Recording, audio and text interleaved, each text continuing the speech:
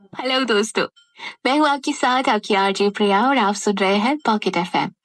सिद्धार्थ ने जिस तरह आलिया का साथ अदिति और उसकी फ्रेंड्स के सामने लिया, उस तरह से अदिति और उसके दोस्तों को तो यह क्लियर हो चुका था कि सिद्धार्थ भी कहीं ना कहीं आलिया को पसंद करता है।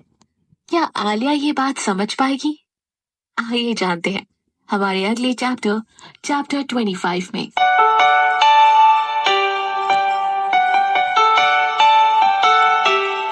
जब वो दोनों घर पहुंचे तो आलिया ने अपना घाव छुपा लिया और ऐसे जताती रही कि जैसे कुछ भी नहीं हुआ। पापा मैं घर आ गई, मैं ऊपर जा रही हूँ।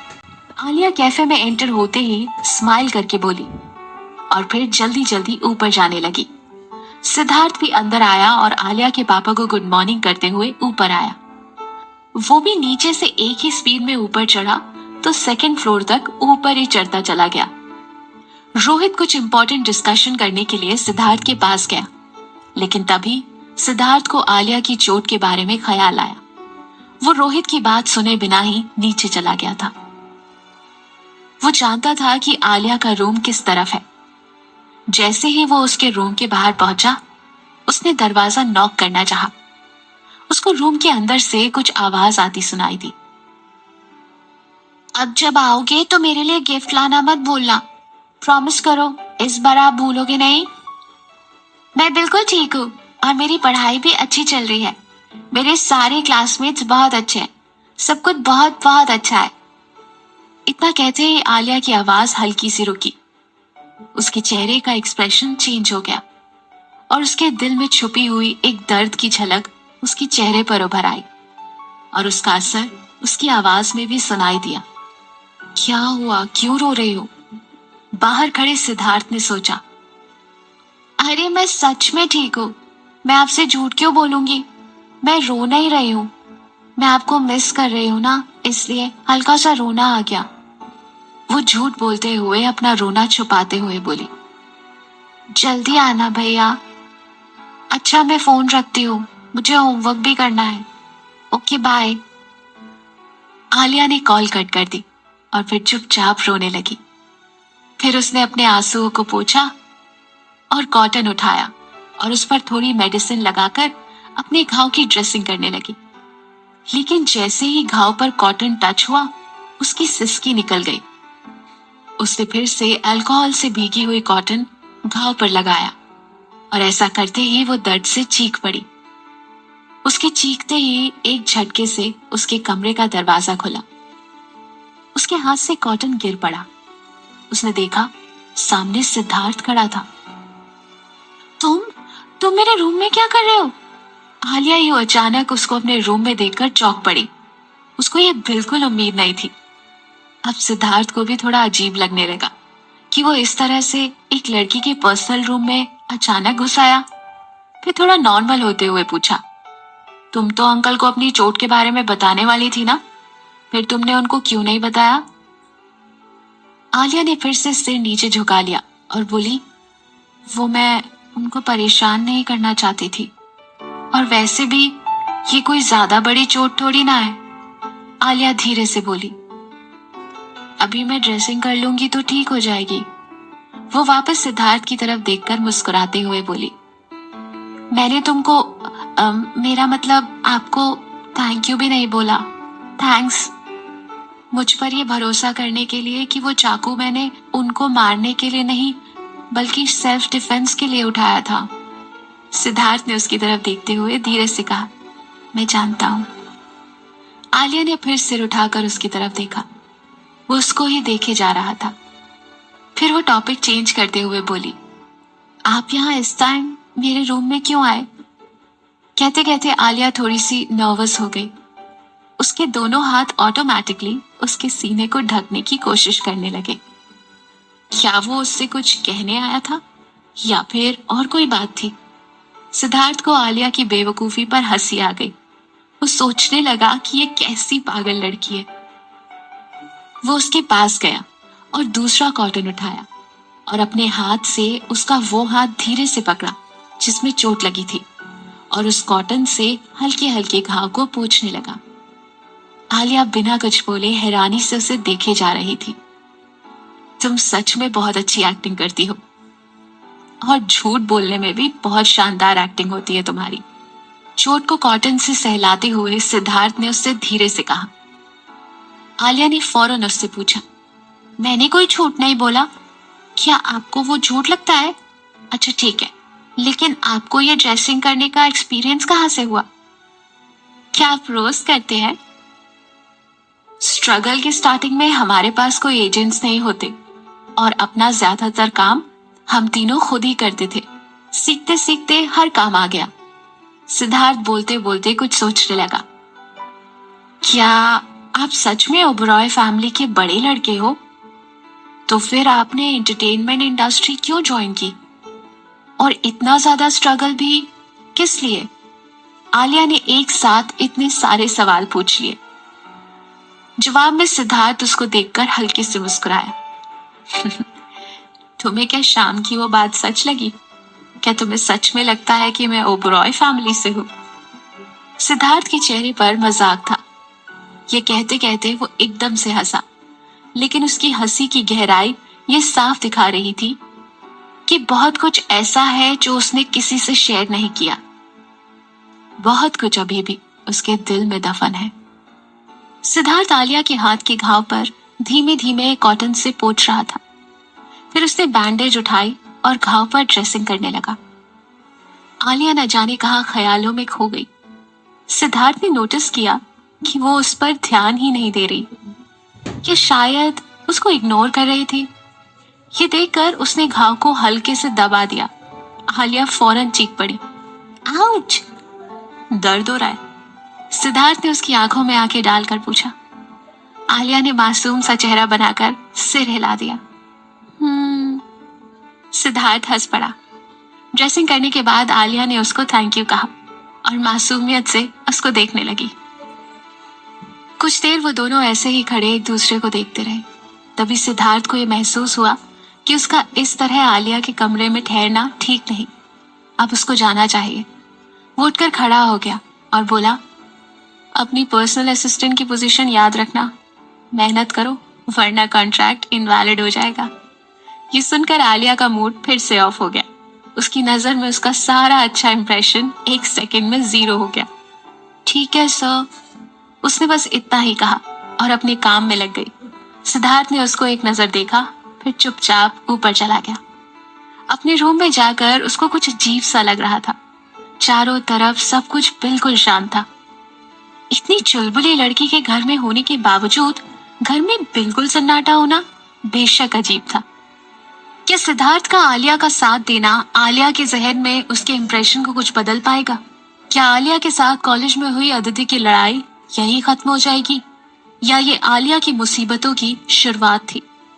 जानने के लिए जरूर सुनिए हमारा अगला chapter 26 only on pocket FM, आपकी आरजे प्रिया के साथ। और आज की कहानी आपको कैसी लगी जरूर बताइएगा कमेंट सेक्शन में। Stay tuned. हेलो दोस्तों, मैं हूं आपके साथ आपकी आरजे प्रिया और आप सुन रहे हैं पॉकेट एफएम। अब आइए सुनते हैं आज का चैप्टर 26।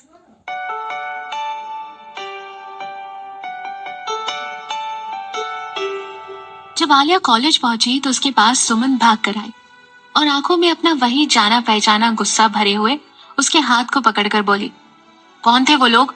किसने किया ये ऐसा? बस एक बार तो उन लोगों का नाम बता आलिया, समझ ले वो बस खत्म। पिछली रात जब आलिया की सुमन से बात हुई थी तो बातों बातों में कॉलेज में उसके साथ हुई मारपीट की बात अनजाने में उसके मुंह से निकल गई थी। वो ये बताना नहीं चाहती थी क्योंकि वो सुमन के तेज तर्रार नेचर के बारे में जानती थी। वो जानती थी कि अगर वो सुमन को ये सब बताएगी तो सुमन उनके पास जाकर जरूर झगड़ा करेगी और शायद बात कुछ ज्यादा ही बढ़ जाए। आलिया ने बात को टालते हुए कहा, अरे अब जाने दे यार, रात गई बात गई, मैं भूल गई उस बात को, अब तू भी अवॉइड कर।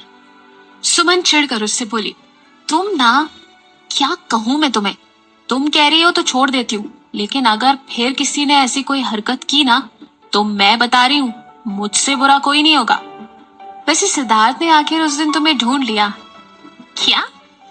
आलिया ने हैरानी से पूछा। फिर सुमन ने उसे सारी बातें डिटेल में बताई।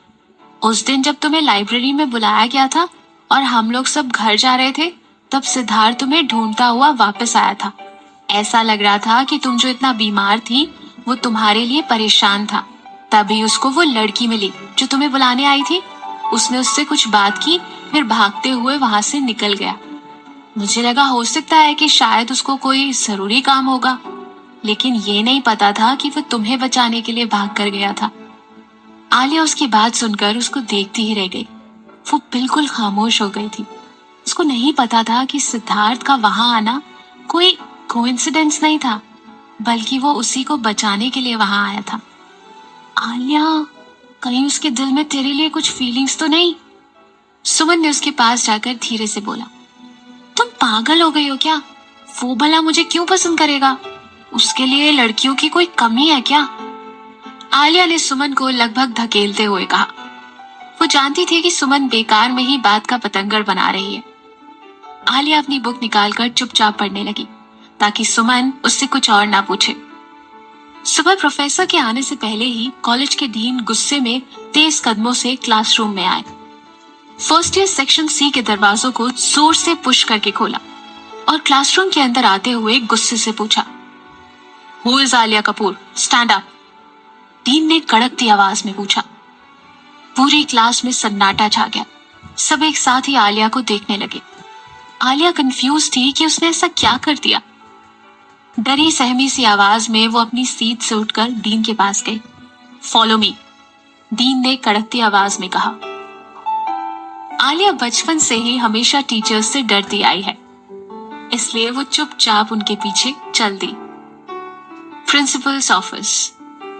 आलिया ने अंदर जाकर चारों तरफ देखा।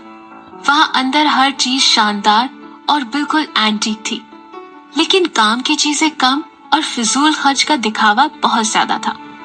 जैसे ही कैबिन के पास गई, एक कड़क आवाज उसके कानों में पड़ी। सर, ये जो भी मेरी बेटी के साथ हुआ है, मैं वो माफ नहीं कर सकती। अगर उसको जरा भी नुकसान पहुंचा तो मैंने जो लैब की 2 बिल्डिंग कॉलेज को डोनेट की है वो मैं तोड़वा दूंगी। मिसेस राजन, आप प्लीज शांत हो जाइए। जिसने भी कॉलेज के रेगुलेशंस को तोड़ा है उसको मैं जरूर कॉलेज से रेस्टिकेट करूंगा। प्रिंसिपल मिसेस राजन यानी अदिति की मम्मी को शांत करने की कोशिश करते हुए बोले। अंदर घुसते ही उसकी नजर मिसेस राजन पर पड़ी, जो कि महंगी सी ड्रेस पहने हुए एक नकचड़ी सी औरत प्रिंसिपल के केबिन में बेचैनी से टहल रही थी। जैसे ही उस औरत की नजर आलिया पर पड़ी, वो तेजी से उसके पास आई और बहुत ही कड़वाहट से बोली, अच्छा तो तुम ही हो? तुम्ही ने मेरी बेटी को मारा? एक बात कान खोल के सुन लो लड़की, अब चाहे तो जितना भी पछता ले, मैं तुझे छोड़ने नहीं वाली। मैं तुझे इस कॉलेज से हमेशा के लिए रेस्टिकेट करवा कर रहूंगी। आलिया प्रिंसिपल ऑफिस में उस औरत का बिहेवियर देखकर बिल्कुल शॉक्ड हो गई। उस औरत ने उसे कंधे से पकड़कर जोर से हिलाते हुए कहा, देखने में तो इतनी भोली है और मासूम सी लग रही है, लेकिन काम शैतानों वाले। तुम कॉलेज में चाकू लेकर आती हो? वो तो शुक्र है कि मेरी बेटी बच गई, वरना पता नहीं कितना बड़ा हादसा हो जाता। अभी तो उसने इसके हाथ पर चाकू से अटैक किया, अगर चेहरे पर खरोच भी आ जाती ना तो उसकी कीमत तुझे अपनी जान देकर चुकानी पड़ती। वो लगातार बोलती जा रही थी। कोई नहीं कह सकता था कि वो सिंह एंटरप्राइजेस की सीईओ थी। आलिया सोच में पड़ गई कि आखिर ये औरत है कौन और उसने उसका क्या बिगाड़ा है जो ये गुस्से से ऐसे पागल हुई जा रही है। जब उसने प्रिंसिपल से सुना कि वो सिंह एंटरप्राइजेस के राजन सिंह की वाइफ है, यानी अदिति की मम्मी मिसेस राजन, तब उसको कुछ कुछ बात समझ में आ गई। उसने मिसेस राजन से पूछा, क्या हुआ अदिति को? उसके सवाल ने जैसे बम की तरह धमाका किया। मिसेस राजन ये सुनते ही गुस्से से आग बबूला हो गई। गुस्से से वो उसके ऊपर लगभग हाथ उठाने ही दौड़ पड़ी। तभी प्रिंसिपल ने उनको रोक दिया। मिसेस राजन, प्लीज शांत हो जाइए। आप इस तरह यहाँ मेरे ऑफिस में गाली गलौज या मारपीट नहीं कर सकती। शुक्र है अभी भी प्रिंसिपल को इस बात का एहसास तो था कि वो किस पोस्ट पर है। मिसेस राजन रुक गई और गुस्से में प्रिंसिपल के पास आकर बोली, सर तो आप ही बताइए कि अब आप इस बारे में क्या एक्शन लेने वाले हैं? इसने सिंह एंटरप्राइजेस की इकलौती वारिस पर अटैक किया है। इसको मैं ऐसे तो छोड़ने नहीं वाली हूँ। प्रिंसिपल थोड़े से सीरियस हो गए। 2 सेकंड रुककर आलिया के पास आए और पूछा, मिस आलिया, सच सच बताओ, जिस चाकू की मिसेस राजन बात कर रही हैं, कल वो तुम्हारे बैग में था कि नहीं? सर वो मेरे बैग में था तो, लेकिन सिर्फ हाँ या ना में जवाब दो। प्रिंसिपल ने घूर कर कहा। जी सर, आलिया ने धीरे से कहा। और तुम्हारा अदिति से झगड़ा हुआ था, इसलिए तुमने उस पर खतरनाक अटैक किया, करेक्ट? प्रिंसिपल ने फिर कहा। सर उससे मेरा झगड़ा जरूर हुआ था, लेकिन सिर्फ हाँ या ना में जवाब दो मिस आलिया। प्रिंसिपल ने फिर टोका। जी सर, हुआ था झगड़ा, आलिया ने धीरे से कहा। प्रिंसिपल ने अपने चश्मे को ठीक से एडजस्ट किया। आलिया के पास आकर बोले, तुमने अदिति पर जानलेवा अटैक करके उसकी जान लेने की कोशिश की, इसलिए कॉलेज में चाकू लाने, अपने बैग में रखने, अपनी साथी स्टूडेंट पर अटैक करने और उसको फिजिकली नुकसान पहुंचाने के लिए तुम्हें इस कॉलेज से निकाला जाता है। आलिया को यकीन ही नहीं हुआ कि किस तरह बिना किसी सबूत के, उसकी बात सुने बिना ही प्रिंसिपल ने उसको सजा सुना दी। आलिया को अच्छी तरह से पता था कि उसने कुछ भी गलत नहीं किया। मैंने अदिति को नुकसान नहीं पहुंचाया सर, आप लोग चाहे तो खुद ही उसको यहाँ पर बुलाकर पूछ लीजिए। आलिया को खुद पर यकीन था। अच्छा, आप अभी भी स्टूडेंट की बात पर बिलीव कर रहे हैं? मुझे समझ नहीं आता कि ऐसे क्रिमिनल टाइप के स्टूडेंट्स को इस बड़े कॉलेज में एडमिशन कैसे मिलता है। मिसेस राजन प्रिंसिपल पर ताना मारते हुए बोली। मिसेस राजन, आप जानती हैं, हमारे यहाँ एडमिशन में टैलेंटेड स्टूडेंट्स का भी एक अलग कोटा होता है। उसमें सिर्फ टैलेंटेड स्टूडेंट्स का ही एडमिशन हो पाता है। आलिया का एडमिशन भी स्पेशलाइज्ड कोटे के अंडर हुआ है। आप इस मामले में बिल्कुल फिक्र मत कीजिए, मैं अपने लेवल पर यह मैटर हैंडल कर लूंगा, आपको कोई प्रॉब्लम नहीं होगी। ये कहकर प्रिंसिपल ने आलिया को लास्ट वार्निंग देते हुए कहा, तो मिस आलिया, तुम्हें एक्सेप्ट नहीं करोगी कि तुम्हारी गलती थी तो ठीक है, बाकी की सच्चाई मिस अदिति को यहाँ बुलाकर पूछ लेते हैं। क्या वाकई इस बार अदिति आलिया का साथ देगी, या एक बार फिर से आलिया बिल्कुल अकेली पड़ जाएगी? जानेंगे अपने अगले चैप्टर 27 में, ओनली ऑन पॉकेट एफएम, आपकी आरजे प्रिया के साथ। एंड यस, आज की कहानी आपको कैसी लगी हमें कमेंट सेक्शन में लिखकर जरूर बताइएगा। Stay tuned. हेलो दोस्तों, मैं हूँ आपके साथ आपकी आरजे प्रिया और आप सुन रहे हैं पॉकेट एफएम। अब वक्त है चैप्टर 27 का, आइए शुरू करते हैं।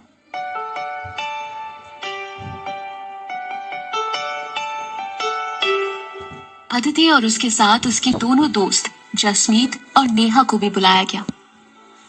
अदिति की बाईं तरफ की बाह पर एक सफेद पट्टी की ड्रेसिंग थी। अंदर आकर उसने आलिया को घूरा और उसी पर चीखते हुए बोली, सर ये वही लड़की है जिसने मुझ पर कल चाकू से अटैक किया था, मैं कल मरते मरते बची हूँ। जसमीत ने भी उसकी हाँ में हाँ मिलाते हुए कहा, जी सर, यही वो है। इसने पहले अदिति को बहाने से बुलाया और वहां उसने अदिति के सीने पर जानलेवा अटैक किया, लेकिन किस्मत से उसके हाथ पर लगा। मैं भी उस टाइम वहीं थी, इसलिए मैंने ये सब अपनी आंखों से देखा। प्रिंसिपल ने आलिया से पूछा, मिस आलिया, क्या तुम्हें अब भी अपनी सफाई में कुछ कहना है? आलिया चारों तरफ से घिरी हुई थी। चारों लोग उसको बुरी तरह से मेंटली टॉर्चर कर रहे थे। उसका जोर से रोने का मन कर रहा था, लेकिन उसने एक भी आंसू अपनी आंखों से गिरने नहीं दिए। उसने गुस्से से अदिति को देखा और पूरे कॉन्फिडेंस से उसके पास गई। अदिति को लगा कि शायद वो उसे मारना चाहती है, तो सेल्फ डिफेंस में उसने अपना सिर दोनों हाथों से ढक लिया। लेकिन आलिया ने उसके सिर या चेहरे पर मारने की बजाय उसकी बाह पर बंधी हुई सफेद पट्टी को खींचकर हटा दिया। अदिति जोर से चिल्लाई। आलिया ने उसको मारा नहीं, बल्कि सिर्फ उसकी पट्टी को हटाया था। अब उस जगह पर बहुत हल्की सी खरोच थी, जो ठीक से दिखाई तक नहीं दे रही थी, और वो भी लगभग ठीक हो चुकी थी। आलिया ने उसकी बाह और उसकी पट्टी दोनों प्रिंसिपल को दिखाते हुए कहा, ये देखिए सर, आप खुद ये देखकर डिसाइड कीजिए, ऐसा कौन सा गहरा घाव लगा है अदिति के, जो आप सब मुझे जिम्मेदार ठहरा रहे हैं। क्या इस खरोच के लिए आप मेरी लाइफ, मेरा करियर खराब कर देना चाहते हैं? क्या यही है यहाँ के वो रूल्स और रेगुलेशंस जिनकी आप बात कर रहे थे? मिसेस राजन अपने हीरे की अंगूठी पहने हुए हाथ को प्रिंसिपल की डेस्क पर मारते हुए जोर से बोली, हाँ बिल्कुल, मेरी इकलौती बेटी अदिति सिंह परिवार की इकलौती वारिस है। अगर उसे ये खरोच तुम्हारी वजह से लगी है तो इसकी भी तुम्हें सजा मिलनी चाहिए, और इसके लिए भी तुम्हारा पूरा करियर हमेशा के लिए खत्म हो जाना चाहिए, समझी तुम? पिछले काफी टाइम से आलिया अपनी बीमारी से ठीक से रिकवर भी नहीं हो पाई थी। फिजिकली और मेंटली दोनों तरह का स्ट्रेस झेलते झेलते वो बहुत ज्यादा दुबली हो गई थी, और उसका चेहरा भी बिल्कुल पीला पड़ गया था, और साथ में उसके हाथ उंगलियों में भी वो तेज दर्द था, जो अदिति और उसकी सहेलियों ने सिर्फ इसलिए तोड़ने की कोशिश की थी ताकि उन उंगलियों से वो फिर कभी म्यूजिक ना बजा सके। उसके पूरे बदन पर अदिति से कई गुना ज्यादा चोटें लगी थी, फिर भी किसी ने उससे पूछने की जरूरत नहीं समझी कि कहीं उसको तो परेशान नहीं किया गया था। आलिया के बिना कोई सफाई देने से पहले ही उसको मुजरिम साबित कर दिया गया था। किसी ने भी सच जानने की कोशिश तक नहीं की। बिना किसी गलती के उसे सजा दी जा रही थी, और ये उससे बर्दाश्त नहीं हो रहा था। आलिया ने एक गहरी सांस ली और बोली, वैसे ये जो भी हुआ है एक तरह से अच्छा ही हुआ। मैं खुद ऐसे कॉलेज में रहना नहीं चाहती जिसका अपना खुद का कोई स्टैंड ही ना हो। बहुत नाम सुना था इस कॉलेज का सर, लेकिन ये तो सिर्फ रईस परिवारों के वारिसों का कॉलेज है। टीचर्स हो या लीडर्स, यहाँ किसी को सही और गलत में फर्क तक नहीं दिखता। बच्चों को क्या, बड़े बड़े इंटेलेक्चुअल लोगों तक को ये समझ नहीं है कि क्या सही है और क्या गलत। और मैं आपसे कहना चाहती हूँ सर कि आपको मुझे कॉलेज से निकालने की जरूरत ही नहीं, क्योंकि मैं खुद ही कॉलेज से जा रही हूँ। ये कहकर आलिया चुप हो गई। अदिति के होठों पर जंग जीत लेने वाली एक स्माइल आ गई, क्योंकि अब उसके और सिद्धार्थ के बीच की सबसे बड़ी दीवार खुद ही गिरने जा रही थी। एक टॉप कॉलेज के बारे में आलिया का इतना कुछ कह देने के बाद प्रिंसिपल ने अपना फाइनल डिसीजन सुना दिया। तुम्हें आज की क्लास अटेंड करने की कोई जरूरत नहीं, तुम इस कॉलेज से जा सकती हो। जाकर कॉलेज ड्रॉप के लिए अपना पेपर वर्क कंप्लीट करो, अभी इसी वक्त। ये सुनते ही आलिया को लगा कि किसी ने उसके सीने पर कस के घूंसा मार दिया हो। उसने अब तक खुद को मजबूत साबित करते हुए अपने आंसू रोक रखे थे, लेकिन एक झूठा इल्जाम और उसकी इतनी बड़ी सजा सुनकर आलिया खुद को रोक नहीं पाई और उसके आंसू गालों के नीचे बहने लगे। लेकिन उसको कॉलेज छोड़ने का अफसोस नहीं हो रहा था। उसने अपने आस्तीन से अपने आंसू पोंछे और किसी जिद्दी बच्चे की तरह बिना कुछ बोले बाहर जाने लगी। जैसे ही उसने दरवाजा खोला, वो सामने से अंदर आते हुए उस शख्स से टकराते टकराते बची। उसने उसको कंधों से पकड़ लिया। आलिया ने जब सिर उठाकर उसकी आंखों में देखा तो आलिया को और भी ज्यादा दर्द का एहसास हुआ और उसके आंसू और ज्यादा बहने लगे। उसके चेहरे पर गुस्से और शांति के मिले जुले एक्सप्रेशन देखकर किसी भी इंसान की बोलती बंद हो सकती थी। आलिया भी कुछ नहीं बोल पाई। उसने अंदर आते हुए अपने फ्रेमलेस चश्मे को नाक पर एडजस्ट किया और बोला, तो ये है एक्सेल कॉलेज की शान, जहां एजुकेशन और टैलेंट से ज्यादा वैल्यू डोनेशन की है। प्रिंसिपल ने नाराजगी से फौरन उस लड़के से पूछा, कौन हो तुम? तुम्हें इस प्रिंसिपल ऑफिस में आने की परमिशन किसने दी? उस लड़के ने प्रिंसिपल के क्वेश्चन को इग्नोर करते हुए आलिया के पास गया और उसकी आंखों में देखते हुए सख्ती से पूछा, तुम्हें चोट कहाँ पर लगी है? उसके चेहरे पर कुछ ऐसा तेज था कि आलिया ने ना चाहते हुए भी उसके सामने अपना हाथ कर दिया। मेरे हाथ पर मेरी उंगलियां तोड़ने की कोशिश की, और भी कई जगह पर चोट है, लेकिन इनका कहना है कि इसकी खरोच ज्यादा सीरियस है, क्योंकि ये बहुत नामी फैमिली की इकलौती वारिस है। आलिया ने अदिति की तरफ इशारा करते हुए कहा। लड़के ने फिर से अपने चश्मे को एडजस्ट किया और बहुत ही सीरियस आवाज में बोला, तुमने क्रिमिनल लॉ का आर्टिकल 234, जानबूझकर चोट पहुंचाना, आर्टिकल 246, मानहानि, आर्टिकल 293, हमले के लिए उकसाना, और साथ ही पब्लिक ऑर्डर लॉ और सिक्योरिटी एडमिनिस्ट्रेशन सिविल लॉ और एजुकेशन एक्ट, इन सब को वॉयलेट किया है। ठीक है ना मिस अदिति? और तुम्हें यह भी पता होगा कि ये सारे एक्शन तुम्हें लंबे टाइम के लिए जेल में डालने के लिए काफी है। मिसेस राजन ये सुनते ही भड़क गई। ये अदिति कोई साइको है क्या? कहाँ से आया है ये? खुद को समझता क्या है? और वैसे भी अदिति अभी नाबालिग है, तो वो जेल कैसे जा सकती है? लड़का हंसते हुए बोला, सब कुछ जानकर भी अनजान बनना सबसे भयानक है। बालिग हो या नाबालिग, अगर क्राइम किया है तो सजा भी जरूर मिलेगी। कोर्ट सिर्फ ये देखेगा कि अगर कोई इंसान क्राइम करने के लिए बिल्कुल फिट है तो उसे सजा मिलनी ही मिलनी है।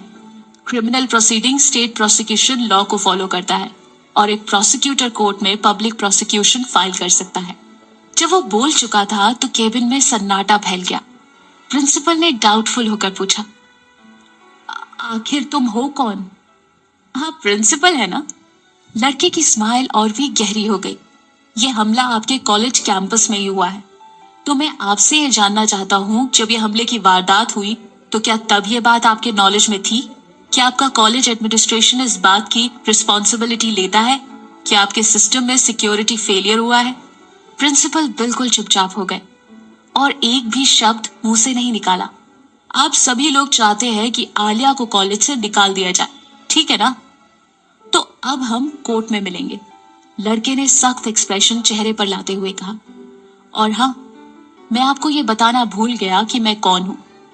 मैं हूं Kartik Kapoor, crescendo law firm का हेड और आलिया का भाई। आई एम श्योर आलिया के भाई की ये हीरो टाइप एंट्री सुनकर आप लोगों के चेहरे पे स्माइल जरूर आई होगी। आगे के चैप्टर में क्या होगा? क्या आलिया ये लड़ाई जीतेगी और क्या अदिति को अपनी गलती का एहसास होगा? जानेंगे अगले चैप्टर 28 में, ओनली ऑन पॉकेट एफएम। और हाँ, अपने चेहरे की स्माइल और इस कहानी का रिव्यू लिखिएगा जरूर। Stay tuned.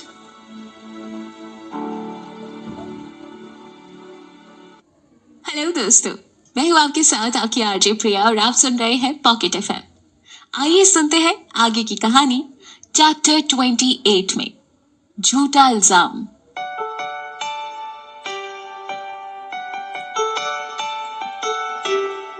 इस आदमी की आवाज शालीन और गंभीर थी। शांत होने के बावजूद आवाज वजनदार थी। प्रिंसिपल के ऑफिस में बिल्कुल सन्नाटा छा गया। मिसेस राजन ने कुछ सोचते हुए उसका नाम बताया और अचानक ही उनके चेहरे के एक्सप्रेशन बिल्कुल बदल गए। प्रिंसिपल बिल्कुल खामोश हो गए और उनका झुर्रीदार चेहरा और भी हैरानी में डूब गया। तो आप ही मिस्टर कार्तिक कपूर हैं? मिसेस राजन खिसियाती हुई नकली हंसी हंसने लगी और फौरन उनके पास गई और बड़े प्यार से आलिया का हाथ पकड़कर सहलाते हुए बोली, अरे बेटा, तुम्हें अपने भाई को बुलाने की क्या जरूरत थी? ये तो बस छोटी सी मिसअंडरस्टैंडिंग थी, अपने आप ही क्लियर हो जाती। अदिति थोड़ा गरम मिजाज की लड़की है, गुस्सा जरा जल्दी आ जाता है इसको। चलो, इसकी तरफ से मैं तुमसे सॉरी बोल देती हूँ, अब ठीक है? मिसेस राजन बेवजह ही हंसते हुए बोली। अदिति ने ये देखा तो उसको बर्दाश्त नहीं हुआ। वो फौरन चिल्ला पड़ी, मम्मी, ये क्या कर रही हो? इस घटिया लड़की से माफी क्यों मांग रही हो? इसको तो कॉलेज से निकलवा देना चाहिए। मिसेस राजन उसकी ऐसी बात सुनकर इतनी भड़क गई कि अगर वो प्रिंसिपल के ऑफिस में ना होती तो एक जोरदार थप्पड़ अदिति को पक्का लगा देती। गुस्से में उसको चुप कराते हुए मिसेस राजन बोली, शट अप, बिहेव योरसेल्फ। और अंदर ही अंदर वो अपनी बेटी की बेवकूफी पर यह भी सोच रही थी कि इसके बड़बोलेपन की वजह से कहीं लेने के देने ना पड़ जाए। अपनी मम्मी के ऐसे बिहेवियर पर अदिति शॉक्ड हो गई। कौन है ये कार्तिक कपूर? ना वो इससे पहले कभी मिली थी और ना ही पहले कभी इसके बारे में सुना था। वो क्रिसेंडो लॉ फर्म का हेड था, एक ऐसी लॉ फर्म जो अपने हर केस को, चाहे वो बड़ा हो या छोटा, परफेक्ट तरीके से हैंडल करती थी। उस लॉ फर्म का हर एक लॉयर एक्स्ट्रा ऑर्डिनरी था और उन सब में कार्तिक कपूर टॉप लॉयर था। उसके अब तक के रिकॉर्ड में उसके हैंडल किए अब तक के 100% केसेस में उसे सक्सेस मिली थी, यानी आज तक वो कोई भी केस हारा नहीं था। कार्तिक अदिति के पास आया और उसे बड़े आराम से मुस्कुराते हुए पूछा, मिस अदिति, क्या आलिया ने सचमुच आप पर हमला करके आपको घायल किया? आपके हाथ पे ये घाव उसकी वजह से लगा है? अदिति ने बड़े कॉन्फिडेंस से जवाब दिया, हाँ बिल्कुल, क्या मैं झूठ बोल रही हूँ?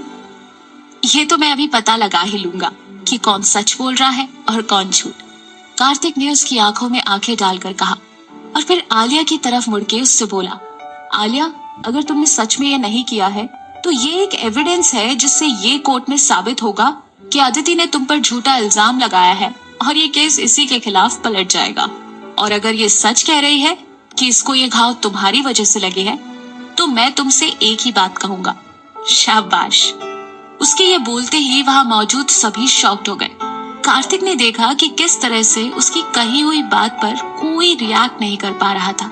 उसने आलिया के सिर पर हल्की सी एक चपट मारकर कहा, वैसे भी ये सिर्फ तुम्हारे सेल्फ डिफेंस था। अगर ये केस कोर्ट में जाता है तो इसमें कोई शक नहीं कि मैं तुम्हें बचा ही लूंगा। बाकी तो मैं इस लड़की पर छेड़छाड़, परेशान करना, मेंटली और फिजिकली टॉर्चर करना, ये सब चार्जेस लगा ही दूंगा। और हाँ, नकली सबूत के आधार पर कोर्ट में झूठा केस दर्ज करवाने और झूठी गवाही देने के इल्जाम में कम से कम 4 साल की सजा तो दिलवाई दूंगा। वो अदिति और जसमीत के पास जाकर दोनों से बोला। इससे पहले कि वो आगे कुछ बोलता, जसमीत उसके पैरों पर गिर पड़ी और माफी मांगते हुए बोली, सर प्लीज मुझे माफ कर दीजिए। मैंने कोई झूठी गवाही नहीं दी। जो भी किया वो मैंने अदिति के लिए किया। इसी ने मुझसे कहा था इस तरह से झूठ बोलने के लिए, ताकि इस झूठे इल्जाम की वजह से आलिया को कॉलेज से बाहर निकलवा दिया जाए। जसमीत की बात सुनकर कार्तिक मुस्कुराते हुए बोला, अच्छा, तो फिर ये बताओ कि अदिति को ये घाव कैसे लगा? ये कोई असली चोट नहीं है, बल्कि उसने खुद ही बनाई है ताकि आलिया को कॉलेज से निकलवा सके। ये आलिया ने नहीं किया, बल्कि अदिति ने खुद किया है। और यही नहीं, साथ ही मुझे भी फोर्स किया था ताकि मैं प्रिंसिपल के सामने झूठी गवाही दे दूं। ये ना आलिया को इस कॉलेज से निकलवाना चाहती है। प्लीज मुझे कुछ मत करिएगा। मेरी तो कोई गलती भी नहीं है। मैं जेल नहीं जाना चाहती सर। अपनी सारी पोल खुलते देख अदिति गुस्से से दांत पीसते हुए जसमीत पर भड़क गई। Jasmeet, you idiot! मिसेस राजन की आंखों में डर साफ नजर आ रहा था, क्योंकि वो जानती थी कि ये केस उनके खिलाफ है और अगर कार्तिक ने अपनी बहन के लिए ये केस कोर्ट में फाइल कर दिया तो उनकी बेटी को सजा होकर रहेगी।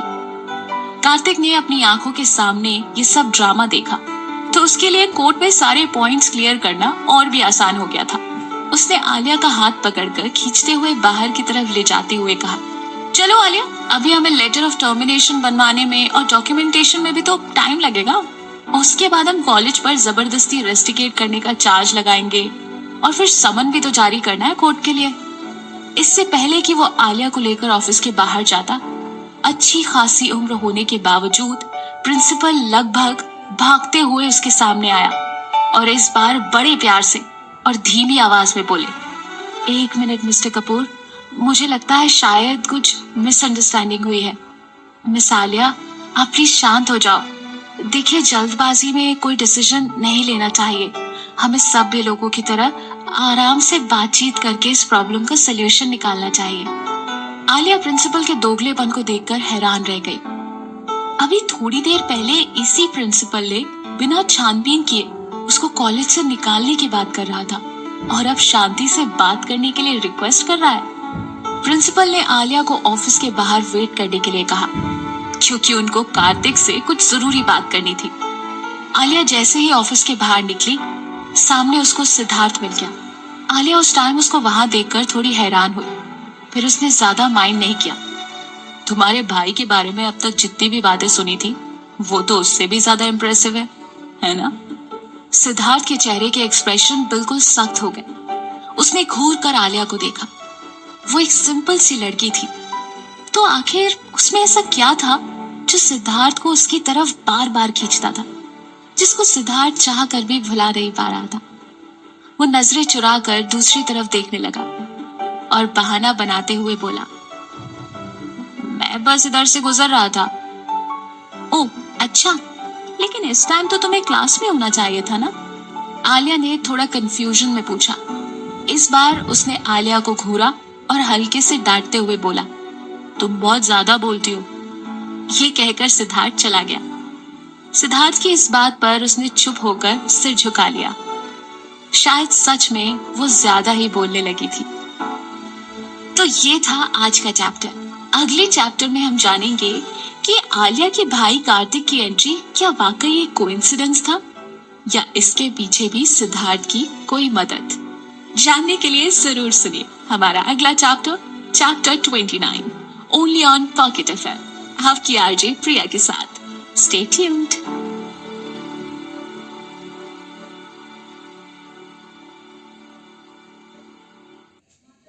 हेलो दोस्तों, मैं हूँ आपके साथ आपकी आरजे प्रिया और आप सुन रहे हैं पॉकेट एफएम। आइए सुनते हैं आज की कहानी, चैप्टर 29।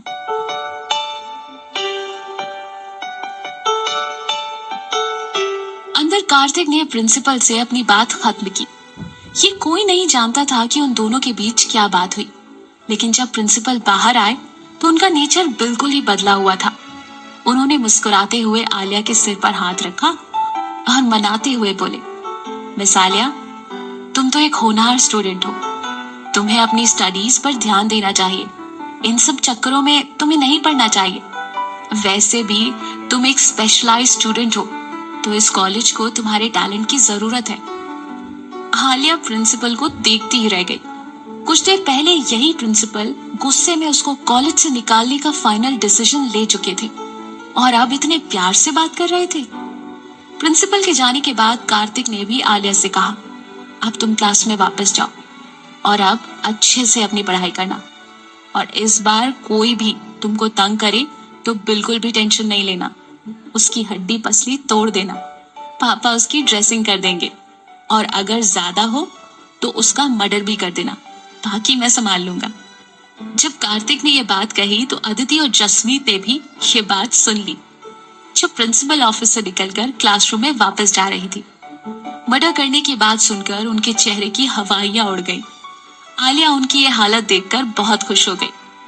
उसको इस बात पर बड़ी राहत मिल रही थी कि उसके बड़े भाई के होते हुए उसको किसी से भी डरने की जरूरत नहीं, चाहे वो अदिति हो या उसकी माँ, चाहे कॉलेज का डीन ही क्यों ना हो। उसने अपने भाई से बोला, भैया आज आप बड़े हैंडसम दिख रहे हो। आलिया की बात सुनकर कार्तिक मुस्कुराया और बोला, मैं हमेशा ही हैंडसम दिखता हूँ। अरे हाँ, एक बात मैं भूल गया, मैं तुम्हारे लिए एक तोहफा लाया था। कार्तिक ने आलिया को एक टिकट देते हुए कहा। आलिया ने देखा वो अगले हफ्ते युवराज के होने वाले कॉन्सर्ट का टिकट था। आलिया उस टिकट को देखते ही खुशी से उछल पड़ी। Oh my God, I love you भैया, उसने कार्तिक को गले लगाते हुए कहा। कार्तिक ने तुरंत उसे हटाकर कहा, अच्छा ठीक है, चल अब क्लास में जाके पढ़ाई कर। आलिया भी मुस्कुरा दी और टिकट अपने पॉकेट में रखकर क्लास में भाग गई। वापस जाने से पहले कार्तिक एक बार फिर सिद्धार्थ से मिला। मिस्टर सिद्धार्थ, ओबरॉय फैमिली से काफी गहरा रिश्ता है आपका। मेरे पास आपके लिए एक फायदे का सौदा है, अगर आप इंटरेस्टेड हो तो। सिद्धार्थ कार्तिक के मुंह से अपने और ओबरॉय फैमिली के कनेक्शन की बात सुनकर समझ गया था कि ये कोई ऑर्डिनरी इंसान नहीं हो सकता। उसने जब हाँ में सिर हिलाया तो कार्तिक ने उससे कहा, ओबरॉय फैमिली और सिंह फैमिली हमेशा से ही रियल एस्टेट फील्ड में एक दूसरे के कॉम्पिटिटर रहे हैं। जो latest development project Singh enterprises को मिला है वो ओवरऑल रियल एस्टेट को मिल सकता है, और सिंह कंपनी की मार्केट वैल्यू डाउन करने में वो हेल्प कर सकता है, लेकिन उसके बदले मुझे आपसे एक फेवर चाहिए। जवाब में सिद्धार्थ मुस्कुरा दिया। उन दोनों के बीच ये डील फाइनल हो गई थी। क्लास में सुमन आलिया के पास आकर मजाक में उसकी पीठ पर हल्के से पंच मारकर बोली, आलिया की बच्ची, सच बता क्या खिचड़ी पक रही है तेरे और सिद्धार्थ के बीच? तेरा दिमाग खराब हो गया क्या? मेरे और सिद्धार्थ के बीच भला क्या होगा? वो एक सेलिब्रिटी है और मैं सिर्फ एक आम लड़की। आलिया ने बिल्कुल लापरवाही से सुमन की बात टालते हुए कहा, अच्छा, अगर उसके और तेरे बीच कुछ भी नहीं है तो जब तेरा भाई यहाँ तुझसे मिलने आया तो सिद्धार्थ उससे क्यों मिला? और सिर्फ मिला ही नहीं बल्कि उसको प्रिंसिपल ऑफिस तक भी ले गया। आलिया ये सुनकर चौंक गई। कार्तिक कॉलेज में आलिया से मिलने और उसको वो कॉन्सर्ट का टिकट देने आया था, तो फिर उस वक्त सिद्धार्थ वहां पर क्या कर रहा था? उसने तो कहा था कि वो बस यहाँ से गुजर रहा था। आलिया सोच में पड़ गई, लेकिन उसकी समझ में नहीं आया कि जब उसको प्रिंसिपल ऑफिस में बुलाया गया था तो सिद्धार्थ वहां पर क्या कर रहा था? क्या सुमन का कहना सही है? क्या वो सच में उसको पसंद करने लगा है? आलिया बेवकूफों की तरह सोचने लगी कि वो शायद सच में उसको पसंद करने लगा है। क्या सच में वो इतनी खूबसूरत है? शायद सिद्धार्थ जैसा नकचड़ा लड़का भी उसके प्यार में पड़ गया है। ये सोचकर उसको हंसी आ गई। सुमन ने एक एग्जॉटिक फ्रेग्रेंस की बोतल निकाली और उस पर स्प्रे करते हुए बोली, ये रेयर फ्रेग्रेंस लगाओगी तो वो तुम्हारा दीवाना हो जाएगा। आलिया को फौरन छींक आ गई। कैसा बकवास स्प्रे है ये, मुझे तो एलर्जी होने लगी। अपने इम्पोर्टेड परफ्यूम की बुराई सुनकर सुमन को गुस्सा आ गया। हाँ ठीक है, तो तुम अपने तरीके से उसको इम्प्रेस कर लो। वो नाराजगी से उठकर दूसरी सीट पर चली गई। आलिया ने एक टिश्यू पेपर से अपनी नाक साफ की। उसको सुमन की बातों पर यकीन नहीं हो रहा था, लेकिन फिर भी उसने सोचा कि सुमन की बात ट्राई करने में कोई हर्ज नहीं है। पिछले काफी टाइम से उसने खुद के लिए सिद्धार्थ के बिहेवियर में चेंज नोटिस किया था। इसलिए कहीं ना कहीं वो भी इस बात को चेक करना चाहती थी कि क्या सुमन की बातों में कोई सच्चाई है। उसने टिश्यू पेपर डस्टबिन में फेंका और उठकर पीछे सिद्धार्थ के पास आकर बैठ गई। सिद्धार्थ अपनी बुक में कुछ लिख रहा था। आलिया को एक बार फिर से सुमन की कही बात याद आने लगी। सिद्धार्थ सच में उसकी काफी केयर करने लगा है। पिछली बार जब अदिति ने उसकी दोनों सहेलियों से उसको परेशान किया था, उस टाइम भी वो सिर्फ उसी को बचाने वहां आया था, और इस बार भी शायद उसी की वजह से भाई को सारी बातें पता चल सकी और वो कॉलेज से निकलने से बच गई। क्या वो ये सब इसलिए कर रहा है क्योंकि वो उसको पसंद करता है? आलिया ने ये डिसाइड किया कि इस तरह पूरे टाइम कंफ्यूजन में रहने से अच्छा है कि वो खुद ही साफ साफ उससे पूछ लेगी। लेकिन उसको ये बात पूछने में भी डर लग रहा था। उसने देखा सिद्धार्थ कुछ लिखने में बिजी था। आलिया ने सिद्धार्थ के हाथों पर पेन से धीरे से पिंच किया। जैसे ही सिद्धार्थ ने आलिया की तरफ देखा, आलिया ने इतराते हुए अपने बालों को ठीक करते हुए सिद्धार्थ से बोला, क्या मैं वाकई खूबसूरत लगती हूँ? उसने सोचा था कि अगर वो सचमुच उसको पसंद करता होगा तो कुछ ना कुछ तारीफ जरूर करेगा। ये सोचते सोचते उसकी दिल की धड़कनें तेज हो गई। आलिया की आंखों में जैसे रोमांटिक मूवी का सीन घूम गया, जिसमें हीरो हीरोइन के बालों को सहलाते हुए उसकी खूबसूरती की तारीफ में गाना गाता है। सिद्धार्थ ने गौर से कुछ सेकंड उसके चेहरे को देखा और धीमे से उठकर उसके पास आया। आलिया का दिल किसी इंजन की तरह धड़कने लगा। पास आकर उसने आलिया के गालों की तरफ हाथ बढ़ाया और उसकी नाक में फंसा हुआ उसके टिश्यू पेपर का टुकड़ा निकाला और उसको दिखाते हुए बोला, मेरे ख्याल से सवाल पूछने से पहले अपनी नाक तो ठीक से क्लीन कर लेनी थी आलिया। आलिया को ऐसा लगा जैसे वो शर्म से भर जाएगी। उसने जल्दी से दूसरा टिश्यू निकाला और अपनी नाक के साथ साथ पूरा चेहरा बार बार रगड़ के साफ किया। उफ, कितनी शर्मिंदगी की बात है। उसके दिमाग में न जाने कैसे कैसे फालतू से ख्याल आने लगे थे। उसने शर्म की वजह से दोनों हाथों से अपना चेहरा छुपा लिया। क्या सिद्धार्थ और आलिया के बीच एक क्यूट लव स्टोरी की शुरुआत हो चुकी है? जानेंगे हमारे अगले चैप्टर 30 में, ओनली ऑन पॉकेट एफएम, आपकी आरजे प्रिया के साथ। Stay tuned.